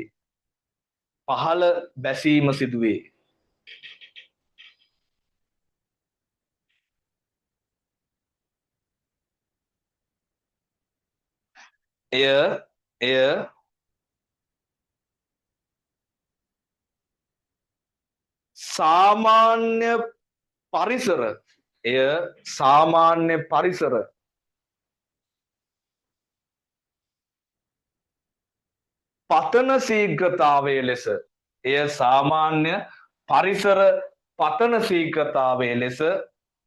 පතන ශීඝ්‍රතාවය ලෙස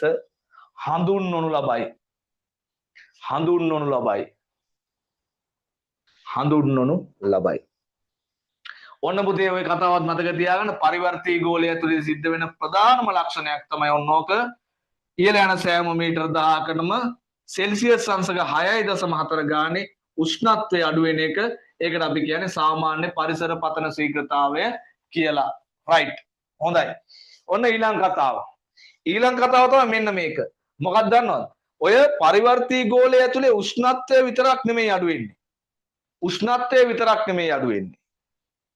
අර වායුගෝලය ඇතුලේ තියෙන පීඩනයත් අඩු වෙනවා. වායුගෝලය ඇතුලේ තියෙන පීඩනයත් අඩු වෙනවා. දැන් වායුගෝලීය පීඩනය කියන්නේ මොකක්ද කියලා ටක් ගාලා අහගෙන ඉන්නකො. ඒතකොට පීඩනය ගැන කතාව කරමු අපි ඈ. දැන් සාමාන්‍යයෙන් වායුගෝලයේ තියෙනවනේ පුතේ එක එක වායු වර්ග. එක එක වායු වර්ග තියෙනවා. කාබන් ඩයොක්සයිඩ්, ඔක්සිජන්, අරවා මේවා එක එක වායු වර්ග ගොඩාරියක් තියෙනවා. මෙන්න මේ වායු අංශු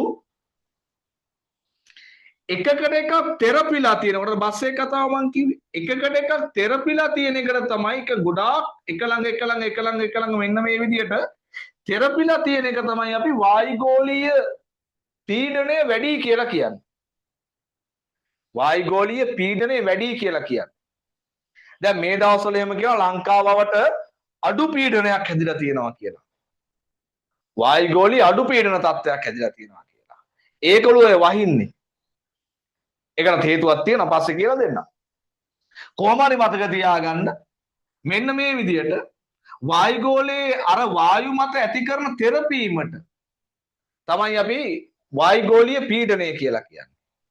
දැන් මේ තෙරපීම අඩුයි නම් අන්න එතන වායුගෝලීය පීඩනයත් අඩුයි. තෙරපීම වැඩි නම් වායුගෝලීය පීඩනය වැඩි. ඔන්න ඔය කතාවට තමයි අපි වායුගෝලීය පීඩනය කියලා කියන්නේ. වායුගෝලීය පීඩනයමයින ඒකකය තමයි පුතේ මිලිබාර්. මිලිබාර් කියන ඒකකයෙන් තමයි වායුගෝලීය පීඩනය මයින්නේ. MB මල්ටි බැරල් නෙමෙයි මිලිබාර්. ඕකෙන් තමයි අපි වායුගෝලීය පීඩනය මයින්නේ. පැහැදිලිද කතාව? දැන් මේ පරිවර්තී ගෝලයේ ඇතුලේදී උඩට යන්න උෂ්ණත්වයේ වාගෙම වායුගෝලීය පීඩනයත් අඩු වෙනවා. වායුගෝලීය මොකක්ද අඩු වෙන්නේ? වායුගෝලීය පීඩනයත් අඩු වෙනවා. කොච්චරක් කොහම අඩු වෙනවද? වායුගෝලීය පීඩනයත් අඩු වෙනවා. සාමාන්‍යයෙන් මතක තියාගන්න පොළවේ ඉඳන් අපේ මේ පෘථිවි පෘෂ්ඨයේ ඉඳන් සාමාන්‍ය මීටර් 7000ක් උඩට යනකොට මීටර් 7000ක් උඩට යනකොට වායුගෝලීය පීඩනය මිලිබාර් 470ක් විතර වායුගෝලීය පීඩනය මිලිබාර් 470කින් විතර අඩු වෙනවා. ඔන්න ඔය ක්‍රියාවලිය සිද්ධ වෙන්නේ පරිවර්තී ගෝලයේ ඇතුලේ උඩට යනකොට. එහෙනම් මතක තියාගන්න. පරිවර්තී ගෝලයේ ඇතුලේ උඩට යනකොට උෂ්ණත්වයේ වාගෙම පීඩනයත් අඩු වෙනවා. කොහොමද අඩු වෙන්නේ? පීඩනය අඩු වෙන්නේ සාමාන්‍යයෙන් පොළවේ ඉඳන් මීටර් 7000ක් උඩ යනකොට වායුගෝලීය පීඩනය මිලිබාර් 470කින් අඩු වෙනවා. 470කින් අඩු වෙනවා. සාමාන්‍යයෙන් අපේ පොළවේ වායුගෝලීය පීඩනය මිලිබාර් 1013යි. සාමාන්‍යයෙන් අපේ පොළවේ වායුගෝලීය පීඩනය මිලිබාර් 1013යි. ඒක අමතර කතාවක්. කොහොම හරි කමක් නැහැ මතක තියාගන්න. පරිවර්තී ගෝලය ඇතුලේදී වායුගෝලීය පීඩනයත් අඩු වෙනවා. ඒක මීටර 7000 පුර යනකොට මිලිබාර් 470කින් අඩු වීමක් සිද්ධ වෙනවා කියලා. රයිට්. ඒකත් ඔන්නෝම ලියා ගන්න. ඊළඟ කරුණු විදියට පරිවර්තී ගෝලය තුල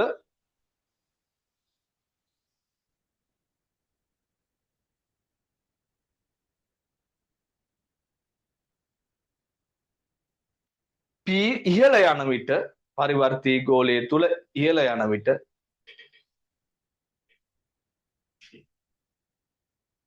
වායුගෝලීය පීඩනයද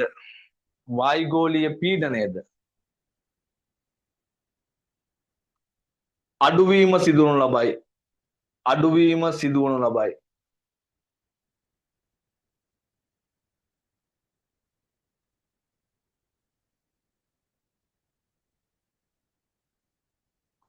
එය එය එය මුහුදු මට්ටමේ සිට ඒ කියන්නේ පොළවේ ඉඳන් මුහුදු මට්ටම කියලා එය මුහුදු මට්ටමේ සිට මීටර් 7000ක් ඉහළට යන විට මුහුදු මට්ටමේ සිට මීටර් 7000ක් ඉහළට යන විට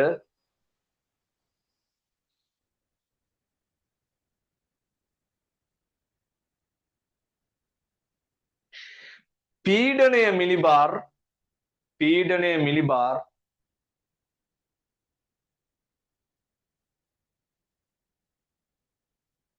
470කින් පමණ අඩුවේ 470කින් පමණ අඩුවේ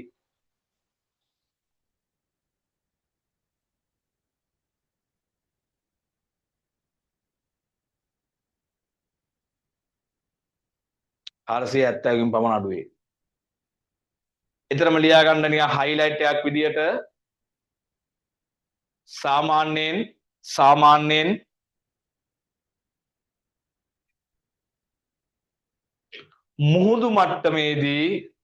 සාමාන්‍යයෙන් මුහුදු මට්ටමේදී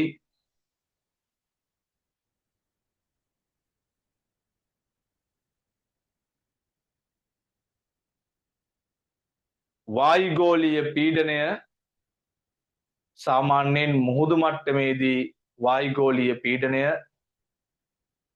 මිලිබාර් 1013කි මිලිබාර් 1013කි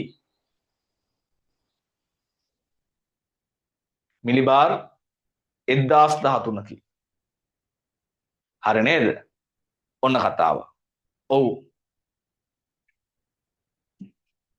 කියන්නකෝ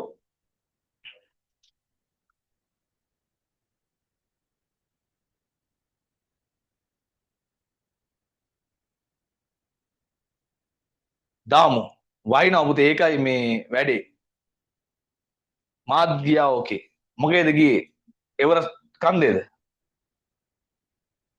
අපි කියලා වැඩක් නැහැ අක්කලා එන සියල්ල දන්නවා 26 අක්කලා ඔන්න අයියලා අක්කලා ගොඩක් දේවල් දන්නවලු රයිට් ලබන අවුරුද්දේ අහගන්න පුළුවන් හොඳයි බලමු දේ හතේ කතාව මේක සුවර් නෑ ගොඩක් පැතිවල වහින එක තමයි ගැටලුව හරි එහෙනම් මෙන්න වායුගෝලීය පීඩනයේ කතාව ඔක තියෙන්නේ පරිවර්තී ගෝලයේ ඇතුලේ හරි එහෙනම් අපි චුට්ටක් ඉස්සරහට යන තව චුට්ටක් දේවල් ටිකක් මේක ඉගෙන ගමු අනිත් එක තමයි මම කියවනේ මේ පරිවර්තී ගෝලය අපිට හරිය වැදගත් එකක් කියලා ඇයි මේ වැදගත් වෙන්නේ මෙච්චර වැදගත් වෙන්නේ ඔන්න ඕක ඇතුලේ තමයි පුතේ මෙන්න මේ ඔක්කොම ටික තියෙන්නේ.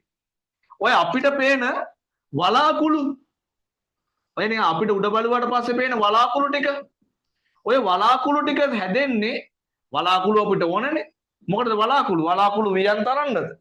වලාකුළු අපිට ඕන වෙන්නේ වලාකුළු වලින් තමයි අපිට වැස්ස හම්බ වෙන්නේ. එහෙනම් මෙන්න මේ වලාකුළු නිර්මාණය වෙන්නේ පරිවර්තී ගෝලය ඇතුලේදී. ඒත් එක්කම අපේ වචනේ කියනවා වැස්ස එහෙම නැත්නම් වර්ෂාපතනය සිද්ධ වෙන්නේ පරිවර්තී ගෝලය ඇතුලේ ඊට අමතරව මතක තියාගන්න ඔය හමන සුළං මකුළු දැලෙන් සුළං ක්‍රියාත්මක වෙන්නේ පරිවර්තී ගෝලය ඇතුලේ හුලං හැදෙන්නේ පරිවර්තී ගෝලේ වලාකුළු හැදෙන්නේ පරිවර්තී ගෝලේ වර්ෂාපතනය හැදෙන්නේ පරිවර්තී ගෝලේදී ඒත් එක්කම අපිට ඔය දැනන සීතල ඒකට අපි කියන ආර්ද්‍රතාවය හැදෙන්නේ පරිවර්තී ගෝලය ඇතුලේ. මෙන්න මේ වාගේ ක්‍රියාවලිය වලට මෙන්න මෙව්වට අපි කියන්නේ කාලගුණික දේශගුණික සංසිද්ධි ක්‍රියාවලිය කියලා. කාලගුණික දේශගුණික දේවල්. වලාකුළු නිර්මාණය වෙන එක, වර්ෂාපතනය ලැබෙන එක, සුළං ක්‍රියාත්මක වෙන එක, ආර්ද්‍රතාවය ඇති වෙන එක ඔන්න ඔය සේරම සිද්ධ වෙන්නේ මෙන්න මේ ඇතුලේදී. එහෙනම් පරිවර්තී ගෝලය ඇතුලේදී. ඒකත් පරිවර්තී ගෝලයේ තියෙන විශේෂ කතාවක්. විශේෂ දෙයක්. ඒකත් අපි ලියාගමු. පරිවර්තී ගෝලය තුල ඊළඟ කරුණ පරිවර්තී ගෝලය තුල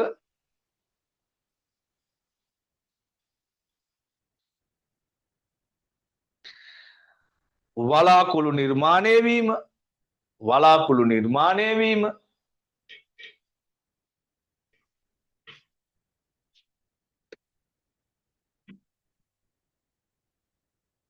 වර්ෂණය ඇතිවීම වර්ෂණය ඇතිවීම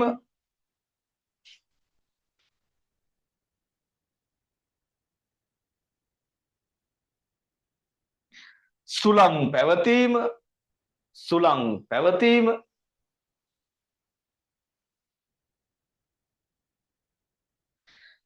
කමවත් දාලා ආර්ධතාවය ආර්ධතාවය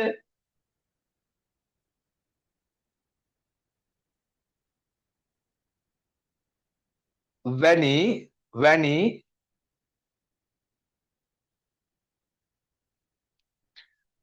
කාලගුණික ක්‍රියාවලීන්ද වැනි කාලගුණික ක්‍රියාවලීන්ද සිදුවනු ලබයි වැනි කාලගුණික ක්‍රියාවලීන්ද සිදුවනු ලබයි. එහෙනම් මතක තියාගන්න ඔය වාගේ කාලගුණික ක්‍රියාවලිය සිද්ධ වෙන්නේ පරිවර්තී ගෝලය ඇතුළේදී. ඔන්න අවසාන කතාව පරිවර්තී ගෝලය ගැන අපි ඉගෙන ගන්න. මේ හැම ස්තරයක්ම වෙන් වෙන තැනක් තියෙනවා. අපි වෙන් වෙන තැනක් තියෙනවා නෙමෙයි. පරිවර්තී ගෝලේ වෙන් වෙන තැනක් තියෙනවා. මෙන්න මෙතන. අපරිවර්තී ගෝලේ වෙන් වෙන තැනක් තියෙනවා මෙතන. ඉදිරින් උඩ මෙසෝ ගෝලේ. මෙසෝ ගෝලෙන් තාප ගෝලේ වෙන් වෙන තැනක් තියෙනවා මෙන්න මෙතන. ඔන්න ඔය වෙන් වෙන තැන් වලට කියන්නේ මණ්ඩලය කියලා.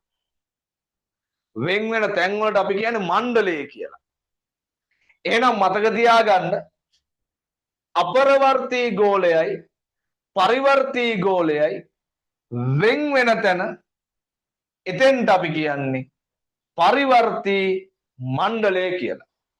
මොකක් කියලාද කියන්නේ? පරිවර්තී මණ්ඩලය කියලා. ඔන්න කතාව. එහෙනම් ඒක තමයි මණ්ඩලය. පැහැදිලිද? වෙන් වෙන තැන. ඔයාලා වෙන් වෙන්නේ කොයිදද? අපිට ඒක වැඩක් නැහැ. පරිවර්තී ගෝලය අපරිවර්තී ගෝලය වෙන් වෙන්නේ පරිවර්තී මණ්ඩලයෙන්. අවසාන කරුණ. පරිවර්තී ගෝලයේ ඉහළ සීමාව. පරිවර්තී ගෝලයේ ඉහළ සීමාව.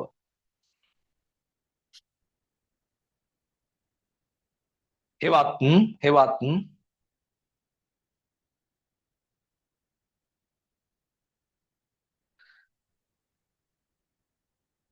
අපරවර්තී ගෝලයෙන් වෙන්වන ස්ථානය. අපරවර්තී ගෝලයෙන් වෙන්වන ස්ථානය.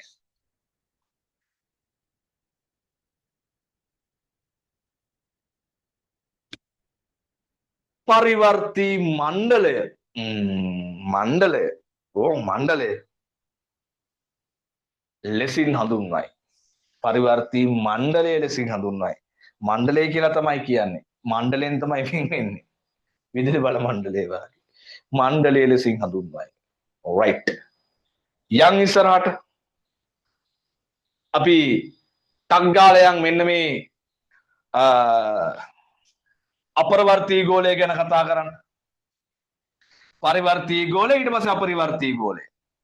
මේකේ තියෙන මේ වැදගත් කතාවක් තමයි අපරිවර්තී ගෝලයේ උස.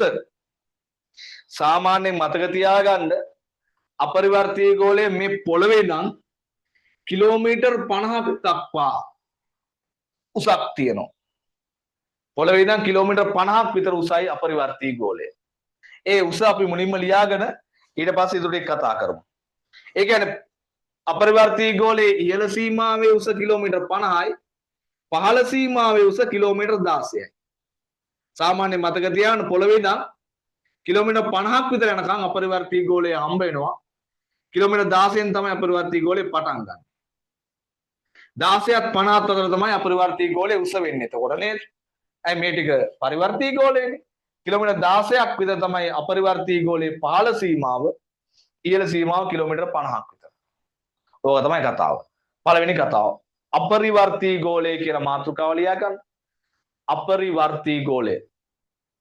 කුණුහරුපෙම ලියා ගන්න. හරිය ලියා ගන්න. අපරිවර්තී ගෝලය.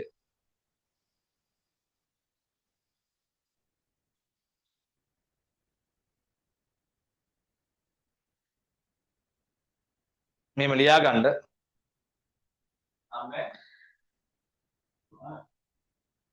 පළවෙනි කරුණ ලියා ගන්න. අපරිවර්තී ගෝලේ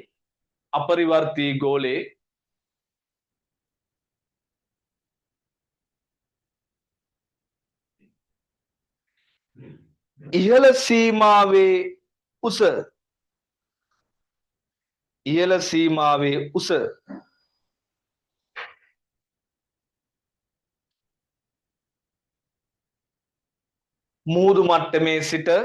මුහුදු මට්ටමේ සිට කිලෝමීටර් 50ක් පමණ වේ. මුහුදු මට්ටමේ සිට කිලෝමීටර් 50ක් පමණ වේ.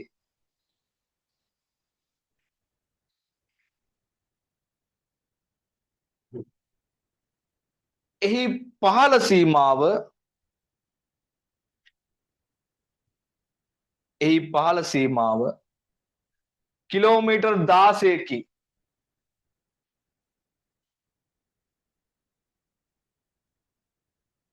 කිලෝමීටර් 16කි.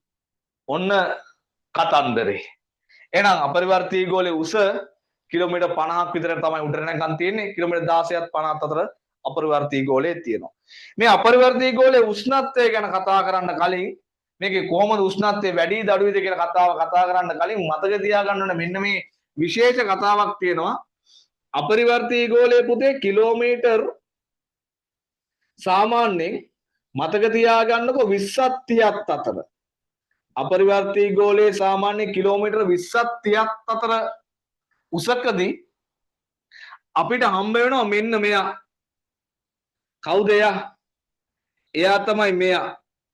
ඔය සූර්යාගේ ඉඳන් එන අහිතකර පාරජම්බුල කිරණ ටික අවශෝෂණය කරගන්න මෙන්න මෙයා හම්බ වෙනවා අපිට. එයාගේ නම තමයි ඕසෝන් ස්තරය. මෙයා ඉන්නේ අපරිවර්තී ගෝලයේ ඇතුලේ කියලා මතක තියාගන්න. කවුද? ඕසෝන් ස්තරය. එහෙනම් මතක තියාගන්න සාමාන්‍ය උසනම් අහන්නේ සාමාන්‍යයෙන් අපරිවර්තී ගෝලයේ කිලෝමීටර් 20ක් 30ක් විතර උඩට යනකොට අපිට හම්බ වෙනවා ඕසෝන් ස්තරය. අපරිවර්තී ගෝලයේ තියෙන ප්‍රධානම වැදගත්කම තමයි මෙන්න මේක. ඕසෝන් ස්තරය පිහිටලා තියෙන එක. එයා ඉන්න එක අපරිවර්තී ගෝලයේ තමයි ඕසෝන් ස්තරය තියෙන්නේ කිලෝමීටර් 20ක් 30ක් විතර උඩකදී අපරිවර්තී ගෝලයේ ඇතුලේ. අපි ඒකත් ඊළඟ කරුණ විදිහට ලියාගමු. ලියා ගන්න මෙන්න මෙහෙම. අපරිවර්තී ගෝලයේ තුල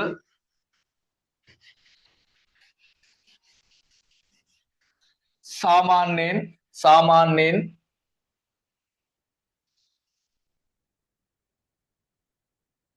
කිලෝමීටර් 20ත් 30ත් අතර කලාපයේදී සාමාන්‍යයෙන් කිලෝමීටර් 20ත් 30ත් අතර කලාපයේදී කිලෝමීටර් 20ත් 30ත් අතර කලාපයේදී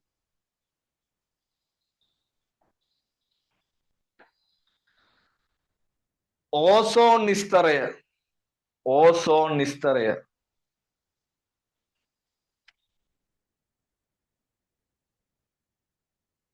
දැකගත හැකි වේ.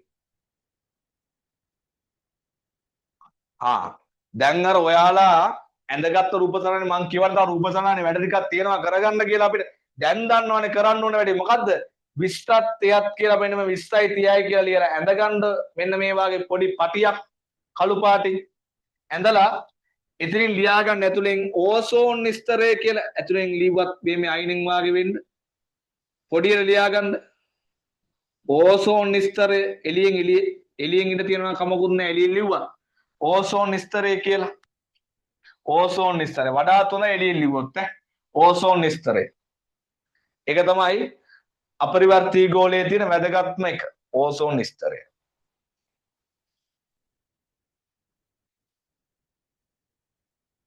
හරිද ඕසෝන් ස්තරය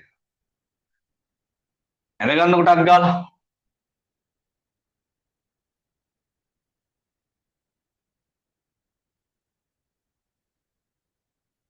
ඕසෝන් O3 එයා ඉන්නේ මේ ඇතුලේ. දැන් මෙයාගේ මොකද්ද සිද්ධ වෙන දේ අඳගටක මම අහගන්න එක. මෙයාගෙන් සිද්ධ වෙන දේ මොකද්ද? ඔය අපේ සූර්යාගෙන් අපි ශක්තිය ගත්තට මේ සූර්යාගෙන් ගන්න හැම එළියක්ම හැම මගුලක්ම අපි ගන්න නැහැ. මේ හැම දෙයක්ම ගත්තොත් එහෙම ඉවරයි. දෙනවා කියන එක හැම දෙයක්ම ගන්න යන්නේ නැහැ අපි. නේද? මේ හැම දෙයක්ම එච්චර හොඳ නැහැ. ගොඩක් දේවල් හොඳයි. එන සමහරක් දේවල් හොඳ නැහැ. ඒවා ටිකක් අපිට අහිත කරයි. මේ සූර්යාගේ ඉඳන් එනවා පුතේ මතක තියාගන්න මෙන්න මේ කිරණ වර්ගයක් පොළවට පොඩි කාලේ ඉඳන් දන්නවා ඒවට අපි කියනවා පාර ජම්බුල කිරණ කියලා. ඒවට අපි කියනවා පාර ජම්බුල කිරණ. එහෙම නැත්නම් වඩ අල්ට්‍රා වයලට් එහෙම නැත්නම් UV කිරණ කියලාත් කියනවා. UV කිරණ කියලාත් කියනවා. ඕවා සූර්යාගේ ඉඳන් තමයි එන්නේ. පාර ජම්බුල කිරණ. ඔව්ව බැරි වෙලා හරි පොළවට ආවොත් එහෙම එන අවස්ථා තියෙනවා. පොළවට ආවයින් පස්සේ සමහරක් වෙලාවට ඔය සමේ චර්ම පිළිකා ඇති වෙනවා. හැමේ පිළිකා තත්ත්වයන් ඇති වෙනවා. එහෙම නැත්නම් හැමේ රෝග ඇති වෙනවා. ඒවා ඇවිල්ලා අපි හැමේ වැදුනායින් පස්සේ කෙල්ලන්ගේම ඔය පාර ජම්බුල කියන වැදුවොත් එහෙම මාර වැඩේ වෙන්නේ නෑ. කටුව කාලා වගේ ඉන්න තමයි වෙන්නේ හැමතැනම. ඒව ඇති වෙනවා. හරි UV කිරණ. ඒ වගේ ආරක්ෂා වෙන්න ගන්න ක්‍රීම් එහෙමත් තියෙනවා නේද? ඉරේලියෙන් සම ආරක්ෂා කරන සමේ පැහැය රැක ගන්න භාවිතා කරන ක්‍රීම් තියෙනවා නේද? සන් ක්‍රීම්ද මොනවද කියලා කමන්නේ මොනවා හරි. ඒවා නෙමෙයි මම කියන්නේ පාර ජම්බුල කිරණ આવොත් එහෙම සමේ රෝග ඇති වෙනවා පිළිකා තත්ත්වයන් ඇති වෙනවා. ඒක එකක්.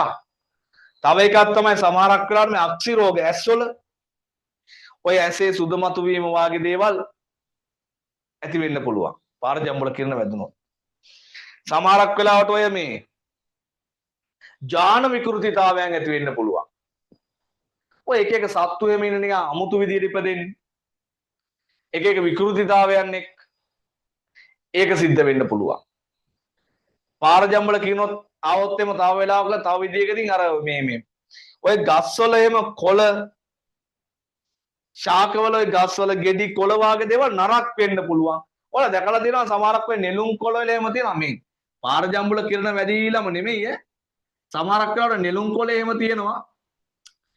නිකන් මෙන්න මේ මැද නිකන් පැච් එකක් වාගේ තියෙනවා දැකලා තියෙනවා. අපේ ළමයි දැකලා ඇති වෙයි. අනුරාධපුරේ පොළොන්නරු පැත්තේ තියෙන වැව් වල එහෙම අපි 26 අයට කතා කරේ වැව් ගම්මාන ගැන. අර නෙළුම් කොළේ මැද නිකන් අර දිරලා ගිහිල්ලා වාගේ නිකන් අර තියෙන නිකන් පැච් එකක් වාගේ මේ වගේ ඇති වෙන්නේ සමහරක් වෙලාවට පාර ජම්බුල කිරණ වැදිලා. සමහරක් වෙලාවට වෙන වෙන හේතුත් ඇති. සමහර වෙලාවට මෙන්න මේ වාගේ දේවල් සිද්ධ වෙනවා. ඒත් එක්කම ඔයාලගේ සාමාන්‍යයෙන් ඔය කැකිරි එතනින් ගියාට පස්සේ ඔය පැණි කොමුඩු වාගේ ගෙඩි තියෙන්නේ. කැකිරි පැණි කොමුඩු වාගේ ගෙඩි තියෙන්නේ. ඔය කට්ට හයියයිනේ. ඊට පස්සේ මේ සමහරක් වෙලාවට දැන් ගෙඩි මතු පිටින් හරිය හොඳයි. ගෙදර ගහලා මේක කැපුවට පස්සේ මැද නරක් වෙලා දිය වෙලා වැක්කිරනවා චරස් කාලා. එහෙම වෙච්ච අවස්ථා නැද්ද? ඇති. මතු පිටින් හොඳයි. මතු පිටින් කිසිම මේ මොකක් හරි වෙලාවක් පේන්නේ නැහැ. නමුත් ගෙදර ගෙනල්ලා කොමුඩු ගෙඩිය කැපුවෙන් පස්සේ මැද නරක් වෙලා. කැකිරි ගෙඩිය කැපුවෙන් පස්සේ මැද නරක් වෙලා. සමහර වෙලාවට ඔය දේ සිද්ධ වෙන්න පුළුවන් පාර ජම්බුල කිරණ වැදුනයින් පස්සේ. ඒක සිද්ධ වෙන්න පුළුවන් එක ක්‍රමයක් විතරයි ඈ.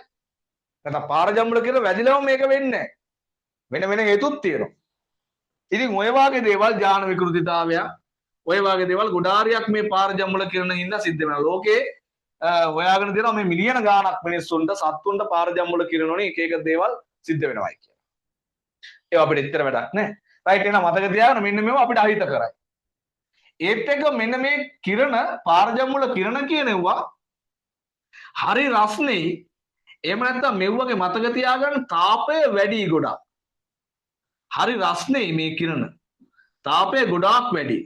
රත්විච්ච කිරණ ඒවා පොළොවට එද්දි සාමාන්‍ය රස්නේ අඩු වෙනවා. නමුත් ඉහළ අහසේදී මේ පාරජම්බුල කියන ආරම්භ වීමත් එක්ක පහළට එනකොට මේවා හරි රස්නේ. ඔන්න වැඩි. දැන් මේන් තියෙන අපේ ලෝකේ අපරිවර්තී ගෝලය ඇතුලේ තියෙන ඉන්නවා මෙයාට එන්න නොදෙන කවුද? ඕසෝන් ස්තරය. මේ ඕසෝන් ස්තරය හැදිලා තියෙන පුතේ ඔක්සිජන් අණු 3ක් එකතු වෙලා. ඔක්සිජන් අණු 3ක් එකතු වෙලා ඕසෝන් වායුවේ. දැන් වැඩේ තමයි මෙයාගේ ඉඳන් එන මෙන්න මේ අධික තාපයෙන් යුක්ත ගොඩක් රස්නේ තියෙන මෙන්න මේ පාරජම්බුල කිරණ ටික මේ ඕසෝන් ස්තරය මොකක් කරගන්නවද? අවශෝෂණය කරගන්නවා. අවශෝෂණය කරගන්නවා. කොහෙද වරෙන් මෙහෙට කියලා අවශෝෂණය කරගන්නවා. අවශෝෂණය කරගෙන පොළවට එන එක නවත්තනවා. ඒතර ඕසෝන් ස්තරයේ තියෙන හින්දා අපි පාරජම්බුල කිරණ වලින් ආරක්ෂා වෙනවා. අවශෝෂණය කර ගැනීම කරන්නේ ඕසෝන් ස්තරය. දැන් මේකේ තියෙන තව වැදගත් දෙයක් තමයි මං කියවනේ මේ පාරජම්බුල කියන ගොඩාක් රස්නේ කියලා. පට්ට රස්නයක් තියෙනවා කියලා. අන්නේ තාපය හින්දාම මේ ඕසෝන් ස්තරේ මේ තාපවත් වෙච්ච පාරජම්බුල කියන අවශෝෂණය කරගන්න හින්දා මතක තියාගන්න මේ ඕසෝන් ස්තරයත් අපේ වචනයෙන් කිව්වොත් එම ගොඩාක් රත් වෙනවා. පට්ට විදියට ඕසෝන් ස්තරයක් රත් වෙනවා. ඇයි රත් වෙන්නේ? ඉතින් මේ රස්නෙන් තියෙන කිරණ ටික මේක අවශෝෂණය කරගත්තට පස්සේ මූ රත් වෙන්නේ නැද්ද? රත් වෙනවා. ඕසෝන් ස්තරයත් ගොඩක් තාපවත් වෙනවා. හරි රස්නේ ඕසෝන් ස්තරය. එහෙනම් මතක තියාගන්න මේ ඕසෝන් ස්තරය තියෙන්නේ කොහෙද? අපරිවර්තී ගෝලය ඇතුලේ. මේ රත් විච්චි පාරජම්බුල කියන අවශෝෂණය කරගෙන රත් වෙලා ඉන්න ඕසෝන් ස්තරය තියෙන්නේ අපරිවර්තී ගෝලය ඇතුලේ. එතකොට අපරිවර්තී ගෝලයේදී උඩට යන්න සීතලක්ද දැනෙන්නේ රස්නයක්ද දැනෙන්නේ? අපරිවර්තී ගෝලයේ උඩට යන්න රස්නයක් දැනෙන්නේ. ඒ කියලා කියන්නේ අපරිවර්තී ගෝලයේදී උඩට යන්න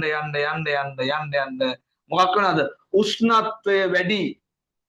උෂ්ණත්වය වැඩි වෙනවා. හිතන්නකො නිකන් රත් වෙච්ච යකඩ කෑල්ලක් ඔය පාඩම් කරන මේසෙ උඩ තියලා තියෙනවා. පට්ට යන්න රත් වෙච්ච යකඩ කෑල්ලක්. ඔයාට ඒ රස්නේ දැනෙන්නේ නැද්ද? දැනෙනවා. ඒ වාගේ තමයි මෙන්න මේ ඕසෝන් ස්තරය. අපරිවර්තී ගෝලයේ ඇතුලේ තියෙන රත් වෙලා. එතකොට මේ හැමතැනම අපරිවර්තී ගෝලයේ රස්නේ. එහෙනම් මතක තියාගන්න අපරිවර්තී ගෝලයේදී ඉහළට යන්න උෂ්ණත්වයත් වැඩි වෙනවා කියලා. ඔන්න කතන්දරේ. මේක අපි චුට්ටක් සටහන් කරගමු. මේව ලියා ගන්න.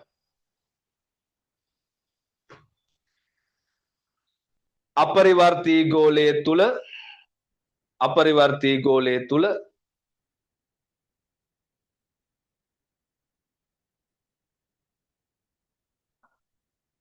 ඕසෝන් ස්තරය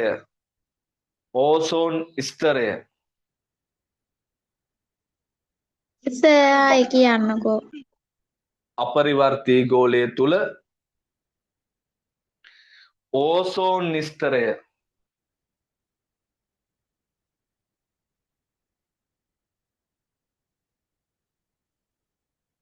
පිහිටා තිබීම හේතුවෙන්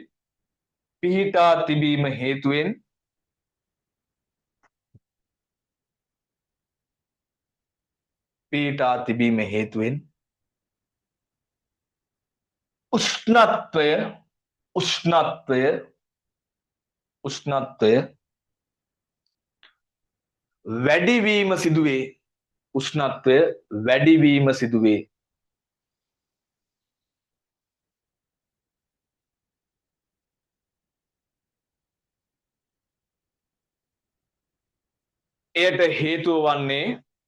එයට හේතුව වන්නේ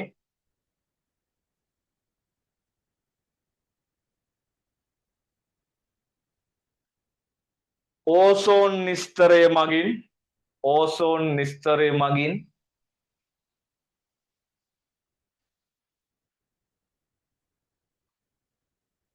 සූර්යාගේ සිට පැමිණෙන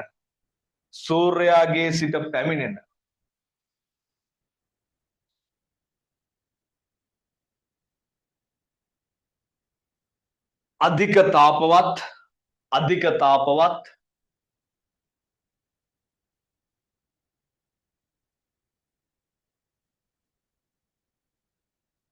පෘථිවි පෘෂ්ඨයට අහිතකර අධික තාපවත් පෘථිවි පෘෂ්ඨයට අහිතකර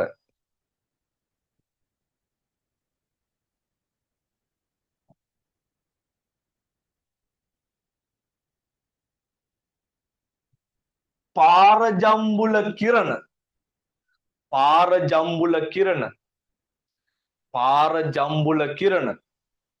වරහන් ඇතුලේ දාගන්න UV කිරණ පාරජම්බුල කිරණ වරහන් ඇතුලේ දාගන්න UV කිරණ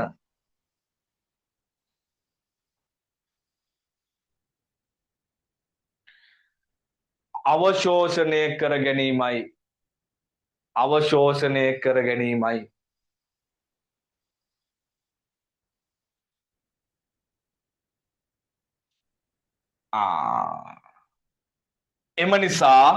එම නිසා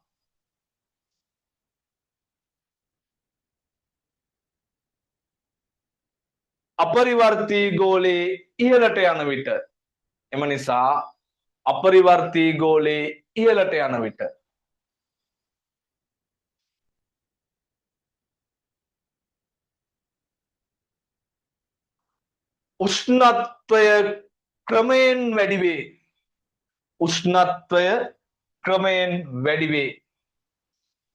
උෂ්ණත්වය ක්‍රමයෙන් වැඩි වේ right දැන් අහගන්නකො පුතේ මේ කතාව ඔයාලා රතු පෑනක් ගන්න රතු පෑනක් ළඟ තියෙනවා නම් ගන්න එහෙම නැත්නම් දැන් පැන්සල ගන්න නිල් පෑනේ නැතු දැන් පැන්සල ගන්න මෙන්න මේ කතාව දැන් අපි මේ රූප සටහන සම්පූර්ණ කරගමු තව චුට්ටක් මේක දැන් අපි දන්න කතාව තමයි පරිවර්තී ගෝලයේ ඇතුලේදී උඩට යන්න මොකක්ද අඩු උනේ උෂ්ණත්වය අඩු වුණා පරිවර්තී ගෝලයේ ඇතුලේදී උඩට යන්න උෂ්ණත්වය අඩු වුණා අපරිවර්තී ගෝලයේදී උඩට යන්න උෂ්ණත්වය වැඩි වුණා ඔන්න ඔය කතාව අපි රූප සටහනින් පෙන්වන්න ඕනේ ඔයා දැන් අද අපි ඇඳපු මෙන්න මේ රූප සටහනින් ඔය කතාව පෙන්වන්න ඕනේ ඒක පෙන්නකොට මතක තියාගන්න ඔයාලා රතු පෑනක් වාගේ දෙයක් පාවිච්චි කරලා පොඩි ඉරි කෑල්ලක් මේ රූප සටහන මේ හරියෙන් ගා ගන්න මෙන්න මේ විදිහට මේකෙන් පෙන්වන්නේ උෂ්ණත්වය කියලා. රතු පාටින් ඉරි කෑල්ලක් වායක් ගාලා මේම ලියා ගන්න මේකෙන් පෙන්වන උෂ්ණත්වය. නිකන් සූචකයක් වාගේ. ඕක තමයි ඔය උෂ්ණත්වය පෙන්වන්නේ මේ රතු පාටින්. හරිද? දැන් මං කියවනේ අපි රූප සටහන අඳිනකොට මෙන්න මේ විදිහට පොඩි ඉරි කෑල්ලකින් මේක දෙපැත්තට බෙදලා මේ පැත්තට අඩුවීම එහෙම නැත්නම් ඍණ ලකුණ දාන්න උෂ්ණත්වය මේ පැත්තට එකතු කිරීම ලකුණ දාන්න. ඒ කියන්නේ වැඩිවීම පෙන්නන්න. සංකේත දෙකක් දාගන්න කිව්වනේ. මේ අඩු කිරීමේ ලකුණේ මේ ඍණ සංකේතයෙන් පෙන්නන උෂ්ණත්වය අඩු වෙනවයි කියන එක. මේ ධන ලකුණෙන් පෙන්නන උෂ්ණත්වය වැඩි වෙනවයි කියන එක. දැන් පුතේ පරිවර්තී ගෝලයේ ඇතුලේදී උඩට යන්න මොකද්ද වෙන්නේ? උෂ්ණත්වය අඩු වෙන එක. එහෙනම් අපි රතු පෑන අරගෙන මෙන්න මේ විදියට පරිවර්තී ගෝලය ඇතුලේදී උඩට යන්න උෂ්ණත්වය අඩු වෙනවයි කියලා පෙන්වන්න මෙන්න මේ විදියට රතු පාටින් ඉර අඩු වෙන පැත්තට ගහන්න ඕන. අඩු රුලෙන් නෙමෙයි යෝග කරන්නේ අතින් කරන්න. මෙන්න මේ විදියට අඩු වෙන පැත්තට උෂ්ණත්වය ගන්න මේ අඩු වෙනවා. ඔන්න ඔය විදියට උෂ්ණත්වය අඩු වෙනවා. පැහැදිලිද කතාව? මේ පැත්තට උෂ්ණත්වය අඩු වෙනවා කියලා අපි දැම්මේ. එහෙනම් පරිවර්තී ගෝලය ඇතුළේ උඩට යන්න මොකද වෙනවා? උෂ්ණත්වය අඩු වෙනවා මේ. උෂ්ණත්වය අඩු වෙනවා. පැහැදිලිද කතාව? උෂ්ණත්වය අඩු වෙනවා. ඊට පස්සේ අපරිවර්තී ගෝලයේදී මොකක් වෙනවද? ඕසෝන් නිස්තරයේ තියෙන හින්දා උඩට යන්න උෂ්ණත්වය මොකක් වෙනවද? වැඩි වෙනවා. එහෙනම් මේ ඉර අනිත් පැත්තට යනවා. මේ ධන සංකේතයේ තියෙන්නේ වැඩිවීම පෙන්වන අනිත් පැත්තට. එහෙනම් මතක තියාගන්න අපරිවර්තී ගෝලයේදී මේ ඉර මෙන්න මේම අනිත් පැත්තට අදින්න ඕන. ඕන් ওই විදියට. පැහැදිලිද කතාව? එතකොට මේ රූප සටහන බැලු බැලමට අපිට තේරෙනවා පරිවර්තී ගෝලයේදී උෂ්ණත්වය උඩට යන්න අඩු වෙනවා. අපරිවර්තී ගෝලයේදී උෂ්ණත්වය උඩට යන්න වැඩි වෙනවා. ඔන්න ඔය කතාව අපි පෙන්වන්නේ මෙන්න මේ විදිහට රූප සටහන. දැන් ඔයාලගේ රූප සටහන ඇතුලේ මෙන්න මේක ඇඳගන්න මේක තමයි වායුගෝලයේ අපි අඳින නිවැරදි රූප සටහන විභාගයට આવොත්. ඔන්න ඔය විදිහට. ඔය බලන්න මේ පැත්තට අඩු වෙනවා. ඒ කියන්නේ අපරිවර්තී ගෝලයේදී අඩු වෙනවා. පරිවර්තී ගෝලයේදී අඩු වෙනවා. අපරිවර්තී ගෝලයේදී වැඩි වෙනවා. ඒක පෙන්වන්න පුළුවන් මෙන්න මෙහෙම. ඇඳගන්න. ඔයාලගේ ඔය මයි සුට්ටක් ඇදයි මේක. ඔයාලගේ ඔය ඇඳගන්න. රූප සටහන ඔන්න ඔය විදිහට. රතු පෑනෙන් ඇඳුවොත් මේක වඩාත් හොඳයි. උෂ්ණත්වයකට රතු පාටයි නේද? රත් වෙලානේ තියෙන්නේ. රතු පාටයි. හොඳයි.